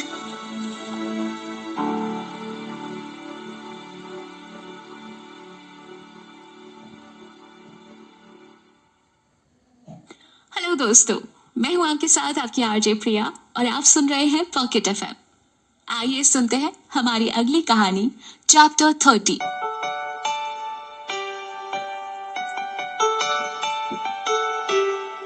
सिद्धार्थ को आलिया की बेवकूफी से भरी हरकतें देखकर बड़ी हंसी आ रही थी। उसने आलिया के सामने अपनी नोटबुक फेंकते हुए ऑर्डर दिया, चलो अब नेक्स्ट क्लास में मेरे लिए नोट्स लिख लो। व्हाट? आलिया ने अपनी नाक भौं सिकोड़ते हुए कहा, मैं क्यों लिखूंगी नोट्स? क्योंकि तुम मेरी असिस्टेंट हो, इसलिए तुम्हें ये सब करना पड़ेगा। क्या तुमने कभी किसी सेलिब्रिटी को पर्सनली कुछ करते हुए देखा है? ये सुनकर आलिया का मूड खराब हो गया। वो उस पर भड़कते हुए बोली, तो ठीक है, फिर मैं तुम्हारी जगह खाना भी खा लूंगी और मैं तुम्हारी जगह बाथरूम भी चली जाया करूंगी। सिद्धार्थ ने उसका मजाक उड़ाते हुए मुस्कुराया और प्यार से बोला, आलिया, क्या तुम कॉन्ट्रैक्ट खत्म करना चाहती हो? ठीक है, मैं तुम्हारी ये विश पूरी कर देता हूँ। मैं तुम्हें अपना अकाउंट नंबर सेंड कर रहा हूँ। तुम जल्दी से ना उसमें सारा अमाउंट ट्रांसफर कर दो। ये सुनकर आलिया का मूड खराब हो गया। वो उस पर भड़कते हुए बोली, तो ठीक है। उसने जैसे ही अपना फोन निकाला, आलिया ने फौरन उसका हाथ पकड़ लिया और दिखावा करते हुए प्यार से बोली, आई एम सॉरी सर, मेरा एटीट्यूड बिल्कुल गलत था। मैं आपका काम करूंगी। मैं आपके लिए नोट्स लिख दूंगी सर, नो प्रॉब्लम। सिद्धार्थ ने रिलैक्स होते हुए कहा, ठीक है, अब तुम अपना एटीट्यूड कंट्रोल में रखना, वरना मैं कॉन्ट्रैक्ट कैंसिल कर दूंगा। आलिया का मूड खराब हो चुका था। जब भी इतना बड़ा अमाउंट चुकाने की बारी आती थी, उसको मजबूरी में हमेशा हार माननी पड़ती थी। न जाने ऐसा कब तक चलेगा और न जाने कब उसको इससे छुटकारा मिलेगा। वो बस यही सोचती रहती थी। दोपहर के बाद बाहर धूप खिली हुई थी और टीचर के लेक्चर की आवाज पूरे क्लासरूम में गूंज रही थी। सिद्धार्थ के पास बैठी लड़की चुपचाप नोटबुक में जल्दी जल्दी नोट्स लिख रही थी। कंप्लीट हो जाने के बाद जब सिद्धार्थ ने नोटबुक देखी तो उसका मूड खराब हो गया। एकदम बेकार सी हैंडराइटिंग और उसके अलावा ढेर सारे करेक्शंस। ये देखकर उसने नोटबुक वापस आलिया की तरफ फेंक दी। उसका मूड खराब हो चुका था। अपनी नोटबुक में सिद्धार्थ ने उसको डांटते हुए कहा, आलिया, तुम स्टडीज में इतनी डफर हो, देखो तो कितनी सारी मिस्टेक्स की हैं तुमने। आलिया ने बड़ी मासूमियत से पूछा, कहां पर करी है मिस्टेक? सिद्धार्थ ने बड़बड़ाते हुए बोला, मिस्टेक ये हुई है कि मैंने तुमसे अपना काम करने के लिए बोला। तुमसे ना एक काम सही ढंग से नहीं होता। नाराज होकर उसने वो पेज फाड़ दिया और उससे सारा वर्क अच्छी हैंडराइटिंग में फिर से करने के लिए कहा। आलिया की आंखों में आंसू आ गए थे। वो बेचारी बिना कुछ कहे चुपचाप उससे नोटबुक लेकर उन पेजेस को दोबारा से नोट्स बनाने लगी। सिद्धार्थ उसको कुछ और भी कहना चाहता था, लेकिन जब उसने उसके हाथों में देखा तो एकदम से रुक गया। उसने देखा कि जिन उंगलियों को अदिति ने अपने जूते से कुचल दिया था, आलिया के जिस हाथ की उंगलियां गहरी चोट में थी, उसी हाथ से वो बड़ी मुश्किल से सारा काम दोबारा से कर रही थी, जिसको एक बार करने में ही उसको काफी टाइम लग गया था। सिद्धार्थ को ये पता नहीं था कि इसी वजह से नोट्स में करेक्शन और खराब हैंडराइटिंग आई थी। अचानक से उसका बिहेवियर बदल गया और गुस्सा गायब हो गया। वो कैसे उसके घायल हाथ को भूल गया था? उसको इतना ज्यादा नहीं डांटना चाहिए था और अभी भी वो उससे लिखवा रहा है। सिद्धार्थ ने तुरंत उससे नोटबुक छीन ली और उसकी तरफ देखे बिना धीरे से बोला, तुम रहने दो, मैं खुद ही अच्छी हैंडराइटिंग में सब कुछ ठीक से लिख लूंगा। आलिया ने हैरानी से उसको देखा। उसको उसकी बात पर यकीन ही नहीं हुआ। वो फटाफट बोल पड़ी, तो फिर मेरा भी कर देना प्लीज। लेकिन दूसरे ही पल उसको एहसास हुआ कि शायद उसने कुछ गलत बोल दिया, लेकिन सिद्धार्थ ने उसको कुछ नहीं कहा। सिद्धार्थ को वो जितना बुरा समझती थी, एक्चुअली वो उतना बुरा था नहीं। कपूर फैमिली। कॉलेज से घर लौटकर आलिया ने एक शावर लिया और फटाफट अपना होमवर्क फिनिश करके टीवी पर रोमांटिक मूवी देखने लगी। एक रोमांटिक सॉन्ग देखकर उसको आज कॉलेज में होने वाली बातें याद आ गई। तभी अचानक उसको ध्यान आया कि सिद्धार्थ ने उसको मैथ्स असाइनमेंट के लिए मैथ्स की बुक दी थी। उसने भागकर जल्दी से टीवी बंद किया और जल्दी जल्दी असाइनमेंट निपटाकर स्लीपर्स पहनकर ऊपर भागी। ऊपर के फ्लोर पर बाहर हॉल में ईशान और रोहित बैठकर बातें कर रहे थे। जब उन्होंने आलिया को ऊपर आते देखा तो स्माइल करके उससे गुड मॉर्निंग विश किया। हेलो आलिया, एप्पल लोगी? करते हुए एप्पल खा रहे रोहित ने उसकी तरफ एक एप्पल उछाल दिया। अचानक से उछाले हुए एप्पल को उसने बेवकूफी से पकड़ लिया और मुस्कुराने लगी। ईशान ने स्माइल करते हुए उससे पूछा, क्या तुम सिद्धार्थ को ढूंढ रही हो? हाँ, वो मैंने उसका असाइनमेंट कंप्लीट कर लिया, तो बुक उसको रिटर्न करने आई थी। ओह हाँ जरूर, वो अपने रूम में ही है। कहकर ईशान ने एक सस्पेंस वाली स्माइल दी, लेकिन आलिया उसका मतलब नहीं समझ सकी और रूम खोलकर अंदर चली गई। रोहित ने उसकी तरफ देखते हुए पूछा, लेकिन सिद्धार्थ तो भी नहा रहा है ना, तुमने उसको रोका क्यों नहीं? ईशान रोहित से बोला, अगर मैं उसको पहले ही रोक देता तो हम लोग एक बढ़िया शो मिस कर देते। Oh my God, oh my God. अंदर से आलिया की एक तेज आवाज आई। लगता है शो स्टार्ट हो गया। ईशान ने सोफे पर आराम से लेटते हुए कहा। सिद्धार्थ, तुम कितने बदतमीज हो, तुमने कपड़े क्यों नहीं पहन रखे? आलिया चीखते हुए सिद्धार्थ से बोली। बाहर बैठे रोहित ने भी ईशान की हाँ में हाँ मिलाते हुए कहा, शो तो सच में बढ़िया है, लेकिन क्या तुम्हें लगता है सिद्धार्थ के इतने सालों की तलाश अब पूरी हो गई या नहीं? कि सिद्धार्थ उसको पसंद करता है या नहीं? ईशान जवाब में मुस्कुराकर बोला, ये तो भगवान को ही पता होगा, मैं इस पर ज्यादा दिमाग नहीं लगाना चाहता। फिलहाल बस आराम से शो एंजॉय करना चाहता हूँ। वो दोनों बाहर बैठकर उन बातों को एंजॉय करने की कोशिश कर रहे थे, जबकि अंदर चीजों के उछाले जाने की आवाजें आ रही थी।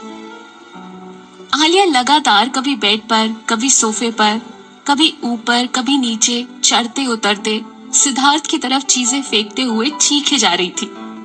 ये पहली बार हुआ था कि जब उसने किसी लड़के को बिना कपड़े के देख लिया था, लेकिन उसको मन ही मन ये मानना पड़ा कि सिद्धार्थ की पर्सनालिटी बड़ी शानदार थी। चौड़ा सीना, 6 पैक्स और वी शेप साइड्स, बस एक टॉवल लपेट रखी थी उसने। कुल मिलाकर वो किसी ग्रीक गॉड की तरह लग रहा था। आई एम श्योर ये डिस्क्रिप्शन सुन के आपने सिद्धार्थ को जरूर इमेजिन कर लिया होगा। अगर हाँ तो मुझे कमेंट सेक्शन में जरूर बताइएगा, और अगली कहानी के लिए और अगले चैप्टर के लिए जरूर सुनिएगा पॉकेट एफएम, आपकी आरजे प्रिया के साथ। Stay tuned.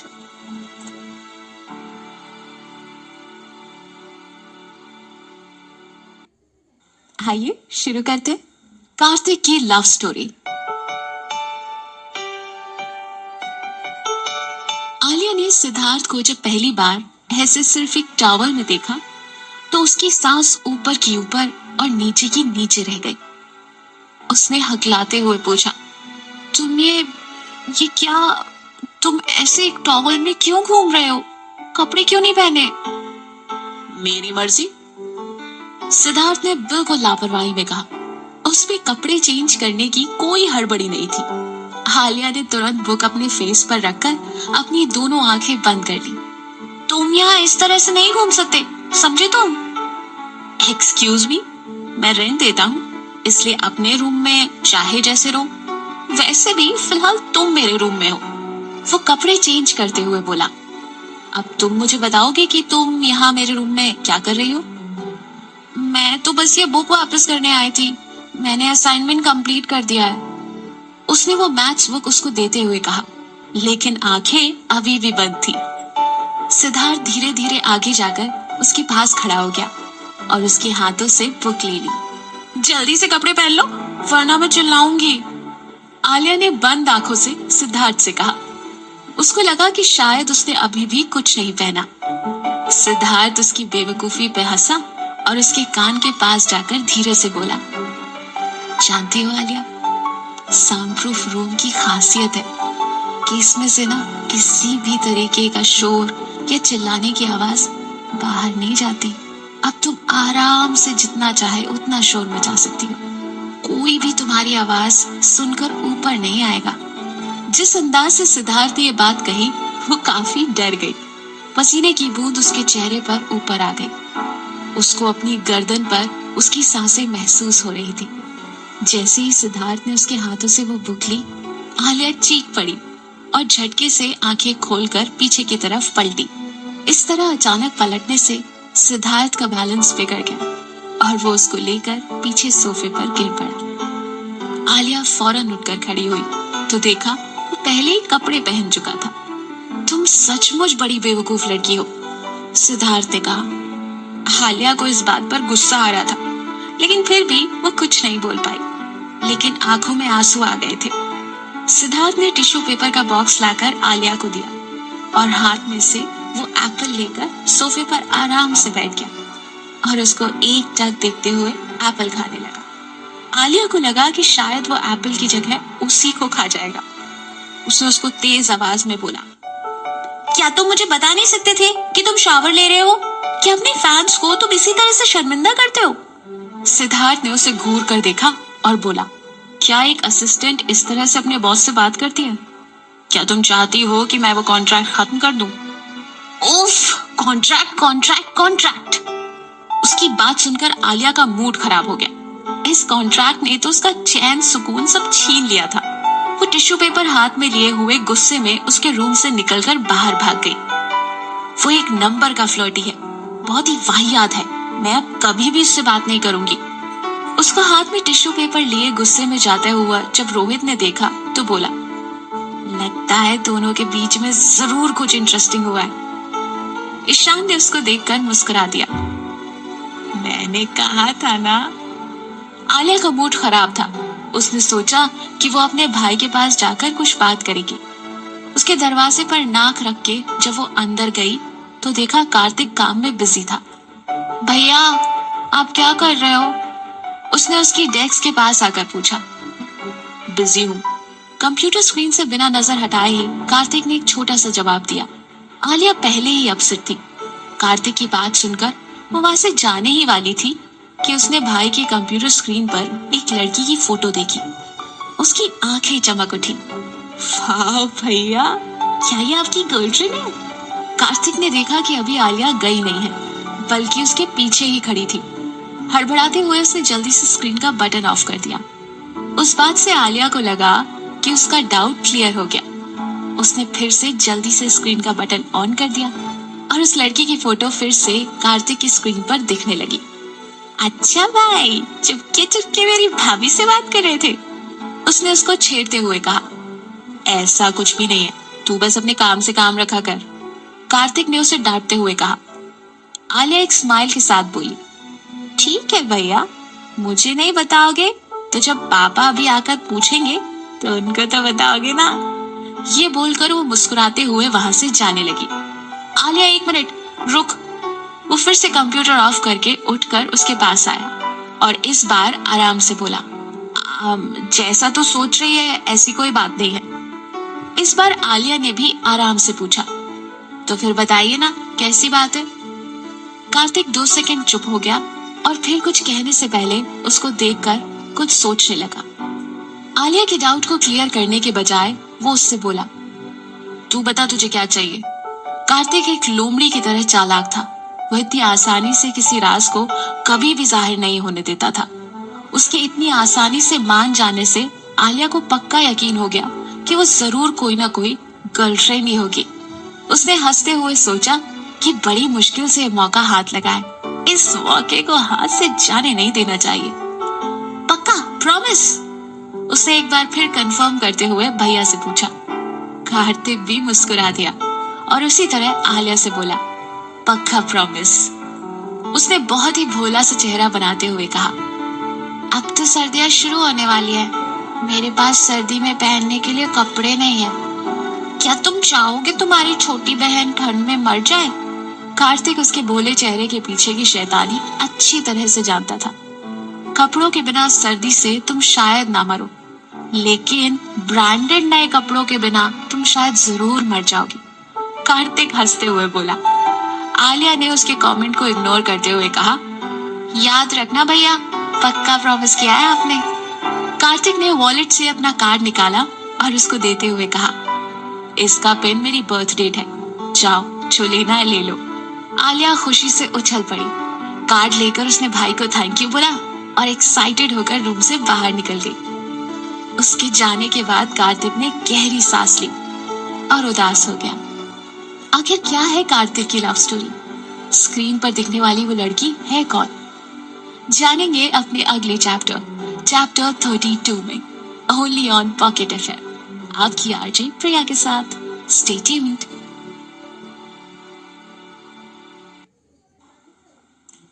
हेलो दोस्तों, मैं हूं आपके साथ आपकी आरजे प्रिया और आप सुन रहे हैं पॉकेट एफएम। आइए आज की कहानी यानी चैप्टर 32 सुनते हैं।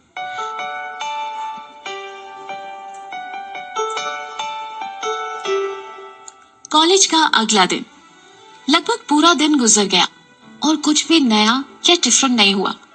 उस दिन बस एक ही खास बात थी कि अदिति की सीट खाली थी, वो कॉलेज नहीं आई थी।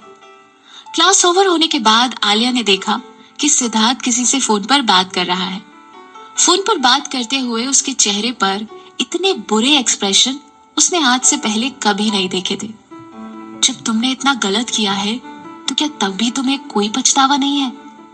सिद्धार्थ बहुत धीमी आवाज में बोल रहा था, लेकिन उसके चेहरे के एक्सप्रेशन नाराजगी भरे थे। आलिया दूर से देखकर अंदाजा लगाने की कोशिश कर रही थी कि ये कौन हो सकता है। उसने कॉल कट कर दी।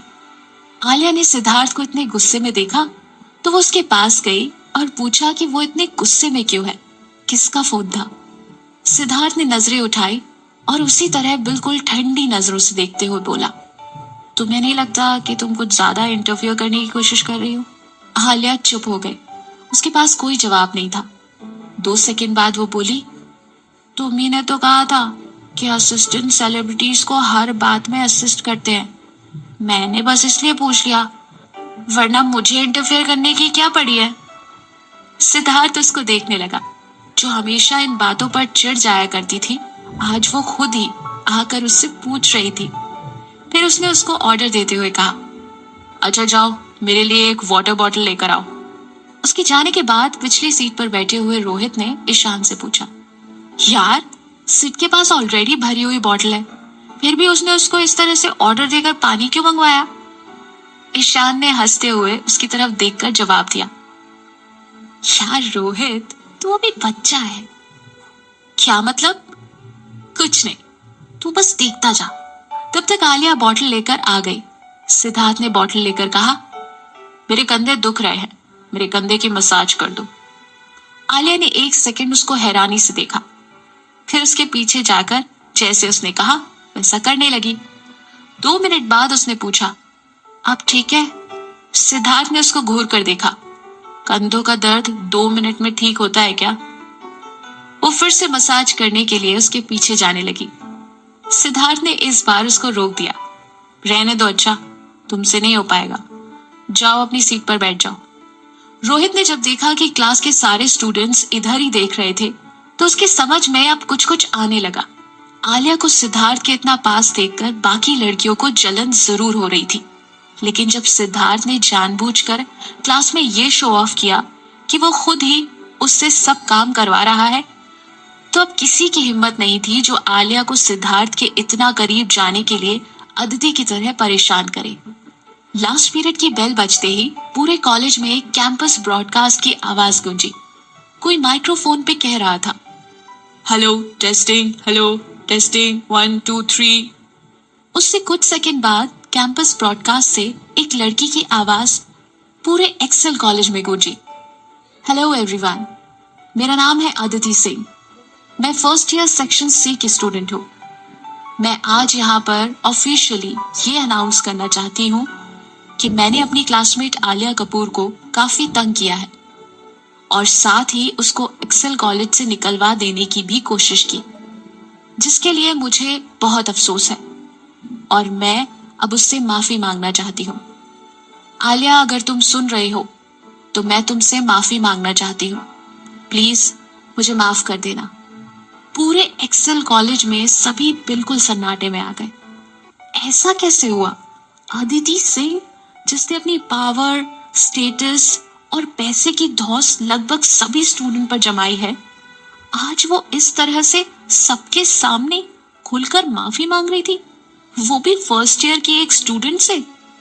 आलिया हैरानी से अपनी सीट पर बैग पकड़े हुए बैठी थी। वो ये अच्छी तरह से जानती थी कि अदिति सिंह दूसरों से माफी मंगवाती है, खुद कभी किसी से माफी नहीं मांगती। लेकिन वही अदिति जो उसको मरवा देना चाहती थी, कॉलेज से निकलवा देना चाहती थी, आज वो खुद इतने सारे लोगों के सामने उससे माफी मांग रही थी, वो भी अकेले, पर्सनली मिलकर नहीं, बल्कि पूरे कैंपस के सामने। ऐसा कैसे हो सकता है? उसको यकीन ही नहीं हो रहा था। उसके फ्रेंड्स में सबसे पहले सुमन गुस्से से अपनी टी शर्ट की आस्तीन चढ़ाती हुई खड़ी हुई। ये घटिया लड़की आज कुछ नया ड्रामा शुरू कर रही है। आलिया, तू हट मेरे सामने से, आज तो मैं इसके हाथ पर तोड़कर ही इसका सारा नाटक खत्म कर दूंगी। आलिया ने उसका हाथ पकड़ लिया। अरे अब जाने भी देना, मैंने थोड़ी ना कहा था कि वो मुझसे माफी मांगे, वो खुद ही सबके सामने माफी मांग रही है। अब जब सारे इशू खत्म हो रहे हैं तो बात बढ़ाने से क्या फायदा सुमन? रॉकी ने भी भड़कते हुए पूछा। आलिया, ये क्या सुन रहा हूं मैं? तुम पर अटैक हुआ था? ये किसने किया? और तुमने अभी तक ये बात मुझे नहीं बताई? आलिया उन दोनों के गुस्से को देखकर मुस्कुराने लगी। उसको एहसास हुआ कि दुश्मनों के अलावा उसके पास ऐसे दोस्त भी हैं जो उसको लेकर इतने प्रोटेक्टिव हैं। वो और ज्यादा टेंशन ना लें, इसलिए वो उनके गुस्से को शांत करते हुए बोली, अरे यार, जस्ट रिलैक्स, कुछ भी नहीं हुआ। अगर कुछ प्रॉब्लम होती तो क्या मैं तुम दोनों को नहीं बताती? बस एक छोटी सी मिसअंडरस्टैंडिंग थी और अब वो भी क्लियर हो चुकी है। देखो, अब सबके सामने ही अदिति ने अपनी गलती कन्फेस की है ना, तो बस प्रॉब्लम सॉल्व्ड। दोनों ने ही आलिया की बात पर गुस्सा होकर एक दूसरे की तरफ देखा और आलिया को साथ लिए बिना ही क्लास से बाहर चले गए। आलिया भी उनके पीछे पीछे भागी। रॉकी, अरे सुमन, सुनो ना। सिद्धार्थ अपनी सीट पर बैठकर उंगलियों के बीच पेन फंसाकर खेल रहा था। उन तीनों को क्लास से जाता हुआ देखकर वो भी मुस्कुरा दिया। तभी उसका फोन बजा। जब उसने कॉल रिसीव किया तो दूसरी तरफ से कार्तिक की आवाज आई। नॉट बैड, बहुत अच्छा खेले तुम। मैंने सुना कि ओबरॉय इंडस्ट्री को नया रियल एस्टेट प्रोजेक्ट मिल गया है। उसकी बात सुनकर सिद्धार्थ ने कहा, तुम्हारा भी जवाब नहीं, सारा क्रेडिट तो तुम्ही को जाता है। तुम्हारी सिफारिश के बिना सिंह एंटरप्राइजेस के स्टॉक एक दिन में 30% से ज्यादा नहीं गिरते। सिद्धार्थ ने बहुत ही पोलाइटली कहा। कार्तिक हंसते हुए बोला, बिल्कुल, ये तो होना ही था, और कॉल कट कर दी। तभी कैंपस ब्रॉडकास्ट में कार्तिक की आवाज भी सुनाई दी। मिस अदिति, क्या तुम प्रॉमिस करती हो कि जो तुमने मेरी बहन को परेशान किया वो दोबारा कभी नहीं होगा? तुम्हारी आवाज में बिल्कुल भी सच्चाई नहीं झलक रही। अदिति का चेहरा आंसुओं से भीग गया। आंसुओं के अलावा उसके बाएं गाल पर उंगलियों के निशान भी थे जो उसके पापा के थे। उसको बिल्कुल नहीं पता था कि आलिया का भाई इतना ज्यादा पावरफुल है, जिसने न केवल सिद्धार्थ के ओबरॉय फैमिली से कनेक्शन भी ढूंढ लिए, बल्कि सीक्रेट तरीके से उसकी फैमिली को सिंह कंपनी के खिलाफ हैवी इन्वेस्टमेंट करने के लिए भी मना लिया, जिससे न सिर्फ उसकी कंपनी का बड़ा नुकसान हुआ, बल्कि नया प्रोजेक्ट भी उनके हाथ से निकलकर ओबरॉयज को मिल गया, जिससे अदिति के पिता राजन सिंह को हल्का सा हार्ट अटैक आ गया था। अदिति ने अपने आंसू पोंछे और मजबूरी में फिर से माइक्रोफोन लगाकर ये कहा, ये जितनी भी गलती थी वो सब की सब मेरी ही है। मैं आलिया से सच्चे दिल से माफी मांगना चाहती हूँ। आज के बाद मैं कभी आलिया को परेशान नहीं करूंगी। क्योंकि सारी क्लासेस ओवर हो चुकी थी, इसलिए ज्यादातर स्टूडेंट्स ब्रॉडकास्ट रूम के बाहर इकट्ठे होने लगे और धीरे धीरे ये गॉसिप पूरे कॉलेज में फैल गई। मुझे लगता है अदिति ने अपनी लाइफ में पहली बार माफी मांगी है और शायद उसने अपनी लाइफ का अब तक का सबसे अच्छा काम किया है। सारी हेकड़ी निकल गई इसकी। अब आया ऊंट पहाड़ के नीचे। बड़े घर की वारिस बनी घूमती थी। आज उसको पता चल गया कि हमेशा पैसों की ही वैल्यू नहीं होती, टैलेंट भी कोई चीज होती है। अच्छा हुआ, ये डिजर्व करती थी। हमेशा कॉलेज में सबको धमकाती थी और अपनी पावर और स्टेटस का शो ऑफ करती थी। अच्छा सबक मिला इसको। सभी लोग उसके लिए कई तरह के कमेंट्स कर रहे थे। इन सभी को अदिति भी सुन पा रही थी। जो उसके साथ जो भी हुआ उसको अच्छा बता रहे थे। अदिति ने फिर से अपने बहते हुए आंसुओं को पोंछा। तभी आलिया अपने दोस्तों के साथ ब्रॉडकास्ट रूम में घुसी और अदिति का शॉकिंग बिहेवियर देखने लगी। अदिति ने माइक्रोफोन हटा दिया और आलिया से बोली, अब तो तुम खुश हो ना? क्या अब अपने भाई से बोलकर सारे चार्जेस हटवाओगी? कार्तिक भी वहीं पर था और फॉर्मल सूट में काफी अट्रैक्टिव लग रहा था। अदिति के उतावलेपन को देखकर कहने लगा, तुम्हारी अकड़ अभी तक गई नहीं क्या? अदिति चुप हो गई। उसकी आंखों से आंसू बह रहे थे और अब तक उसने अपनी जुबान पर कंट्रोल रखना सीख लिया था। वो घर जाकर अपने पापा से एक और जोरदार थप्पड़ नहीं खाना चाहती थी और ना ही ये चाहती थी कि सिंह एंटरप्राइजेस का और ज्यादा फाइनेंशियल लॉस हो। वो बहुत ज्यादा होशियार नहीं थी, लेकिन बिल्कुल बेवकूफ भी नहीं थी। इसलिए वो समझ रही थी कि इस टाइम सबसे जरूरी चीज क्या है। इस टाइम कंडीशन उसके फेवर में नहीं थी, इसलिए उसने अकड़ने की जगह झुकना ही ठीक समझा। आई एम सॉरी आलिया, क्या तुम मुझे माफ कर दोगी? वो आलिया के पास जाकर बोली, तुम्हें अपनी गलती का एहसास हो गया है, ये बहुत अच्छी बात है। मैं भले ही तुमको माफ कर भी दूं, लेकिन वो सब कभी भी नहीं भूल पाऊंगी जो तुमने मेरे साथ किया। अदिति ने अपना सर झुका लिया, लेकिन कोई ये नहीं देख पाया कि उस वक्त उसकी आंखों में कितना गुस्सा भरा था। क्या अदिति वाकई अपनी गलती पर सॉरी थी, या फिर वो ये सब सिर्फ मजबूरी में कर रही थी? क्या वो दोबारा ऐसी कोई हरकत करके आलिया को नुकसान पहुंचाएगी? जानेंगे अपनी अगले चैप्टर्स में। तब तक सुनते रहिए पॉकेट एफएम आपकी आरजे प्रिया के साथ। और हाँ, आपको ये कहानी कैसी लगी हमें जरूर कमेंट सेक्शन में लिख कर बताइएगा। Stay tuned.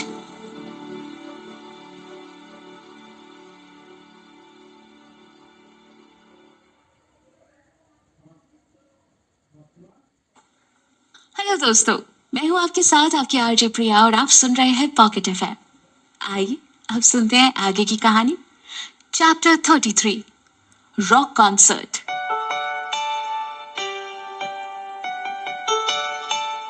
उसके बाद आलिया ने वहां कुछ भी और कहना ठीक नहीं समझा। वो वहां से चली गई। कार्तिक ने भी अदिति को घूरते हुए देखा। हालांकि अब वो उससे नाराज तो नहीं था, लेकिन फिर भी उसने आंखों ही आंखों में अपनी पावर फिर से दिखा दी और ये भी साफ कर दिया कि अदिति का उसकी बहन से भिड़ना या बिना बात के बुरा भला कहना, बेवजह की अकड़ दिखाना उसको और उसकी फैमिली को और ज्यादा मुश्किल में डाल सकता है। कार्तिक के इस एटीट्यूड को देखते ही अदिति की गुस्से में बंधी हुई मुट्ठियां फिर से ढीली पड़ गई। उसी वक्त सुमन भी उसके पास जाकर उसका कॉलर पकड़कर बोली, तूने मेरी आलिया को जो चोट पहुंचाई है ना, वो इसलिए क्योंकि मैं उस टाइम पर वहां नहीं थी, लेकिन अब मैं आ गई हूँ। अब अगर तूने उसे नुकसान पहुंचाने की सोची भी ना, तो मैं मार मार कर तेरा भरता बना दूंगी। अपनी झूठी पावर दिखाकर तू बाकी सबको चाहे डरा धमका सकती हो, पर मैं तेरी फालतू बकवास से ना डरने वाली नहीं हूँ, सोच लेना अब। रॉकी ने अदिति को कुछ नहीं बोला। वो जानता था कि पहले ही उसको काफी डोज मिल चुकी है, इसलिए अब उसको कुछ भी कहने की जरूरत नहीं। लेकिन फिर भी रॉकी ने घूर कर अदिति को यह बात समझा दी थी कि आलिया इस कॉलेज में अकेली नहीं है और अगली बार वो आलिया को कुछ भी कहने या करने की कोशिश भी ना करे। वहां पर खड़ी हुई अदिति को ऐसा लग रहा था कि जैसे वो कोई जोकर हो और सारा कॉलेज उस पर हंस रहा था। शर्म की वजह से वो ये सब अब बर्दाश्त नहीं कर पाई और वहीं जमीन पर घुटनों के बल हारे हुए इंसान की तरह बैठ गई। किसी को भी उस पर तरस नहीं आया, किसी ने भी उसको उठाना जरूरी नहीं समझा। तभी एक दुबली पतली सी लड़की उसके पास आई और ठंडी सी आवाज में ताना मारते हुए बोली, अदिति, तुम कितनी बेवकूफ हो। आलिया को मारना तो दूर, उसको कॉलेज से भी नहीं निकलवा पाई। अदिति रोने लगी। नेहा, मैं क्या करूं? तुमने जैसा जैसा मुझे बताया था मैंने वो सब किया, फिर भी। नेहा ने उसको चिढ़कर देखा, लेकिन फिर उसको एक अच्छी बहन की तरह संभालते हुए उठाया और उसका हौसला बढ़ाते हुए बोली, कोई बात नहीं, तुम टेंशन मत लो और डरो मत, मैं तुम्हारी हेल्प करूंगी। रॉकी और सुमन को गुड बाय बोलकर आलिया और कार्तिक घर की तरफ चल दिए। कार्तिक ज्यादा किसी से बोलता नहीं था। आज उसका इस तरह से उसको बचाने के लिए सामने आना, उसका फेवर करना आलिया के लिए बहुत बड़ी बात थी। वैसे तो कार्तिक आलिया से ज्यादा बड़ा नहीं था, इसलिए वो अक्सर उसको नाम से ही बुलाती थी, लेकिन इस घटना के बाद अब वो उसको भैया कह रही थी। ये सुनकर कार्तिक को बहुत अच्छा लग रहा था और एक असली भाई की जिम्मेदारी वाली फीलिंग आ रही थी।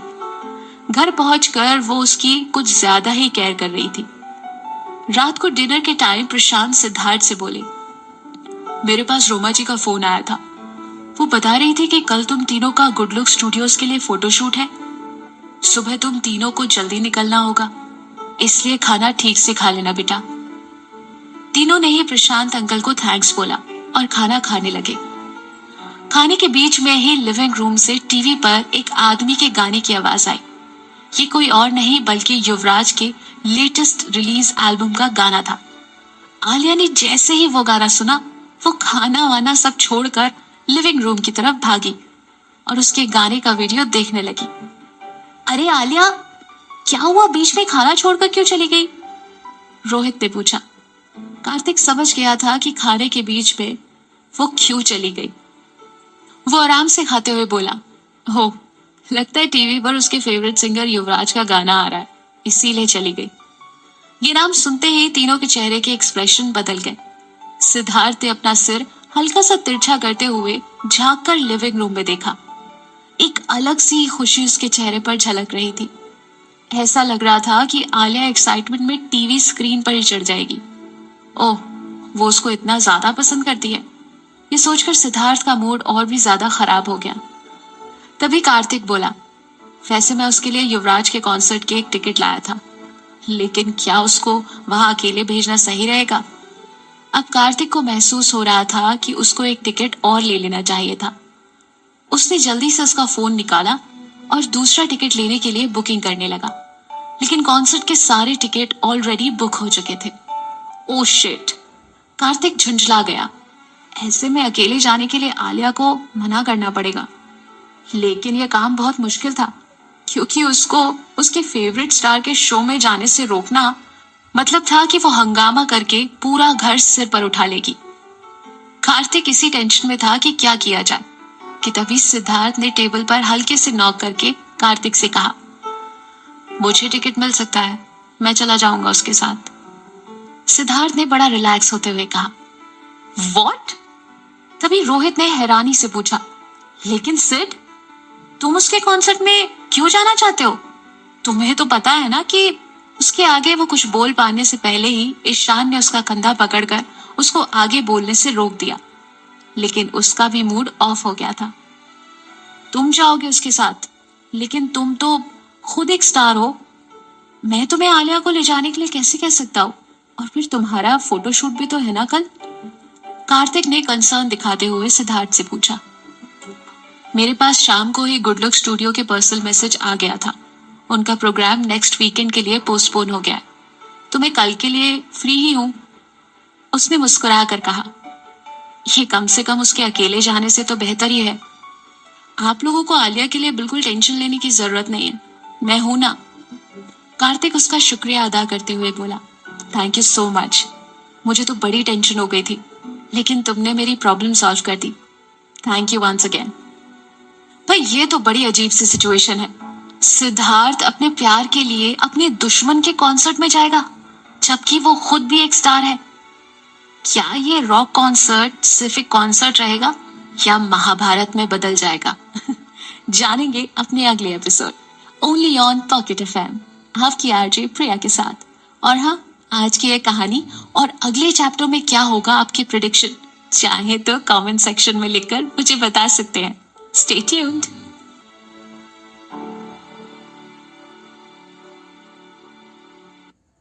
हेलो दोस्तों, मैं हूँ आपके साथ आपकी आरजे प्रिया और आप सुन रहे हैं पॉकेट एफएम। आगे की कहानी सुनते हैं, चलिए। Chapter 34, बेसुरा music.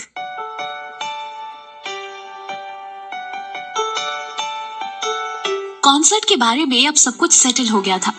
सिर्फ आलिया ही थी जिसको कॉन्सर्ट के अरेंजमेंट्स के बारे में कुछ नहीं पता था। वो अभी भी टीवी स्क्रीन के सामने बैठी हुई युवराज का लेटेस्ट सॉन्ग एंजॉय कर रही थी।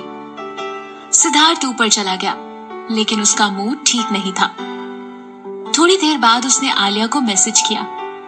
उसके फेवरेट सॉन्ग के बीच में जैसे ही मैसेज की नोटिफिकेशन बेल बजी, आलिया ने फौरन अपना सेलफोन उठा के चेक किया तो सिद्धार्थ का मैसेज था, 3 कप कॉफी लेकर आओ फौरन। मैसेज देखते ही उसका मूड खराब हो गया। आखिर वो मुझे समझता क्या है, एक असिस्टेंट या नौकरानी जिसे वो जब चाहे कोई भी काम करवा सकता है? पैर पटकते हुए वो किचन में कॉफी बनाने के लिए गई, लेकिन तभी उसको एक आइडिया आया। वो उनके लिए कॉफी की जगह 3 कप गरम दूध ले गई। पिछली बार जो हुआ था उसको ध्यान में रखते हुए इस बार वो अचानक से उसके कमरे में नहीं जाने वाली थी। उसने दरवाजा नॉक किया, लेकिन कोई जवाब नहीं मिला। उसने धीरे से दरवाजा खोला तो देखा कमरे में कोई भी नहीं था। ये सब कहाँ चले गए, उसने सोचा। तीनों ना तो अपने कमरे में थे और ना ही लिविंग रूम में। तभी उसको म्यूजिक रूम से कुछ हल्की हल्की आवाजें आती सुनाई थी।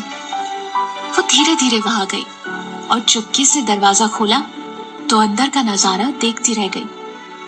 सिद्धार्थ पियानो पर प्रैक्टिस कर रहा था। ईशान सिर पर हेडफोन लगाए हुए आंखें बंद करके कोई धुन गुनगुना रहा था और रोहित आईने के सामने एक काफी मुश्किल डांस स्टेप करने की कोशिश कर रहा था। पसीने से उसकी टी शर्ट बिल्कुल भीग गई थी। वो हमेशा सोचती थी कि स्टारडम नाइट के ये तीनों मेंबर्स सिर्फ अपनी डैशिंग हैंडसम लुक्स की वजह से स्टार बने हैं, लेकिन इस सीन को देखकर उसका ये वहम मिट गया। आज वो तीनों को जो सक्सेस मिली थी उसके पीछे सिर्फ उनके हैंडसम लुक्स ही नहीं बल्कि दिन रात की कड़ी मेहनत भी थी। ईशान ने जैसे ही आलिया को दरवाजे पर देखा तो अपने हेडफोन उतार लिए और मुस्कुराते हुए पूछा, आलिया, अरे अंदर आओ ना। सिद्धार्थ ने जब उसको देखा तो पियानो बजाना बंद कर दिया। वो अभी भी नाराज लग रहा था।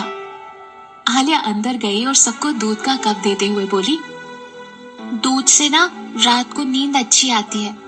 रात को कॉफी पीना ठीक नहीं होता, उससे नींद उड़ जाती है, इसलिए मैं आप लोगों के लिए दूध लेकर आई हूँ। अरे हमारे दोस्त की नींद तो पहले ही उड़ चुकी है, रोहित ने सिद्धार्थ को देखते हुए बहुत ही धीरे से इशारों इशारों में कहा। सिद्धार्थ ने उसी नाराजगी से ईशान को देखा। उसने फौरन आलिया से दूध का कप लेकर उसको थैंक्स बोला। पसीने में पूरी तरह से भीग चुके रोहित ने भी आगे बढ़कर हंसते हुए कहा, मैं तो इतना थक गया हूँ कि मुझे तो इसकी सख्त जरूरत है। थैंक्स आलिया डियर, तुम तो मेरा बड़ा ध्यान रखती हो, कहीं तुम्हें मुझसे प्यार व्यार तो नहीं हो गया। उसने आलिया को गले लगाना चाहा, लेकिन उसके पसीने से भीगी टी शर्ट की वजह से आलिया थोड़ा सा पीछे हटते हुए बोली, अरे नहीं, ऐसी कोई बात नहीं है। तभी सामने से सिद्धार्थ उठा और दोनों के बीच में आ गया और उसके हाथों से दूध का कप लिया और एक सिप लेते हुए बोला, तुम्हारा तो एक्सेल कॉलेज में टैलेंट कोटा से एडमिशन हुआ है ना, म्यूजिक स्पेशलाइज्ड स्टूडेंट, जरा मेरे लिए पियानो पर कोई धुन बजाओ। उसकी आवाज में आलिया के लिए तारीफ के बजाय कटाक्ष था। जिस तरह से सिद्धार्थ ने उसको पियानो बजाने के लिए कहा तो आलिया को ऐसा लगा जैसे सिद्धार्थ ने उसके म्यूजिशियन होने का मजाक उड़ाया। इसको क्या लगता है कि बस सिर्फ ये ही सबसे अच्छा म्यूजिक बजा सकता है? एक नंबर का घमंडी इंसान है। आलिया का मूड पहले ही खराब था। जब उसे ये महसूस हुआ कि सिद्धार्थ उसके टैलेंट की बेइज्जती कर रहा है तो ना चाहते हुए भी वो पियानो बजाने को तैयार हो गई। उसने एक ट्यून बजाना शुरू की। थोड़ी देर बाद उसने ट्यून कंप्लीट की। ईशान और रोहित दोनों ही तालियां बजाकर उसकी तारीफ की। सिद्धार्थ उसका मजाक उड़ाते हुए बोला, बस यही टैलेंट है तुम्हारा, ये तो एवरेज से भी कम है। हे यू, आलिया ने गुस्से से मुंह फुला लिया। वो वायलिन बजाती थी, उसकी स्पेशलिटी पियानो नहीं थी, फिर भी उसने इतना बुरा भी नहीं बजाया जो उसमें इतनी कमियां निकाल रहा है। सिद्धार्थ ने कप का दूसरा सिप लेते हुए बुरा सा मुंह बनाया। डिस्गस्टिंग, तो मत पियो ना, आलिया बड़बड़ाई। क्या कहा तुमने? सिद्धार्थ ने भौं चढ़ाते हुए पूछा। क्या तुमने कुछ कहा? सिद्धार्थ ने पूछा। मैंने नहीं तो मैं क्या कहूंगी? आलिया ने फौरन सिर हिलाते हुए मना किया। फिर एक मासूम सी दिखावटी स्माइल करते हुए बोली, ओके, गुड नाइट सर, ज्यादा मेहनत मत करिए, वैसे भी कल सुबह आपको काफी काम करने हैं, और फटाफट नीचे भाग गई। सिद्धार्थ को गुस्सा आ गया। उसके जाने के बाद वो फिर से पियानो बजाने उठा। आलिया के जाने के बाद वो फिर से पियानो बजाने बैठा और इस बार उसने गुस्से में पियानो की कीज इतनी जोर से दबाई कि उसका सुर ही बिगड़ गया और गुस्से में ही उसने पियानो की लीड जोर से बंद कर दी और अपने रूम में चला गया। रोहित को ये देखकर काफी अजीब लग रहा था। वो सिद्धार्थ को बहुत लंबे टाइम से जानता था। वो हमेशा से ही कूल नेचर का और कम बोलने वाला लड़का रहा है, लेकिन अब कुछ टाइम से वो बात बात पर भड़क जाता था और कई काम बच्चों की तरह बिना सोचे समझे कर देता था, जो कि उसके लिए बिल्कुल ही अबनॉर्मल था। बेड पर लेटे हुए आलिया न जाने क्यों सिद्धार्थ के बारे में ही सोचे जा रही थी, जबकि उसकी वजह से हमेशा ही उसका मूड खराब हो जाता था और इस बार फिर हो गया था। अपने खराब मूड को फ्रेश करने के लिए उसने फेसबुक के फैन वॉर पेज को खोला।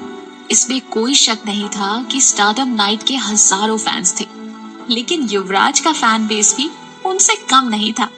आने वाले कॉन्सर्ट को लेकर उसके फैंस बहुत ज्यादा एक्साइटेड थे, लेकिन वहीं कुछ स्टारडम नाइट्स के भी फैन थे जो उसके कॉन्सर्ट के म्यूजिक को चोरी किया हुआ म्यूजिक बता रहे थे। आलिया इस बात से सख्त चिढ़ती थी कि जब कोई किसी दूसरे की मेहनत को अपना बताकर फेमस हो जाता है। अचानक उसको वो थोड़ी देर पहले का वो सीन याद आ गया जिसमें स्टारडम नाइट्स के तीनों मेंबर्स अपने शो को हिट कराने के लिए कड़ी मेहनत कर रहे थे। उसने फेसबुक लॉग आउट करके रख दिया। उसकी आंखों से नींद कोसों दूर थी। लेटे लेटे खिड़की से बाहर उसने देखा, आसमान बिल्कुल साफ था और तारों से भरा था। एक प्लेन बादलों के बीच से जाता हुआ ऐसा लग रहा था जैसे कोई तारा टूटकर गिर रहा हो। आलिया युवराज के बारे में सोचती तो भी न जाने क्यों बीच में ही उसको सिद्धार्थ की बातें भी याद आने लगती। कहीं पर शायद कुछ तो था जो दोनों की किस्मतों को पास लेकर आ रहा था। क्या वाकई किस्मत का जादू चलेगा? आलिया सिद्धार्थ के असली प्यार को समझ पाएगी। जानने के लिए जरूर सुनिए हमारा अगला chapter 35 only on pocket FM, आपकी आरजे प्रिया के साथ। और हाँ, आपको क्या लगता है कॉन्सर्ट में क्या होने वाला है? लिखकर हमें कमेंट सेक्शन में जरूर बताइएगा। And stay tuned. हेलो दोस्तों, मैं हूँ आपके साथ आपकी आरजे प्रिया और आप सुन रहे हैं पॉकेट एफएम। आइए कहानी को आगे बढ़ाते हैं और सुनते हैं चैप्टर 35।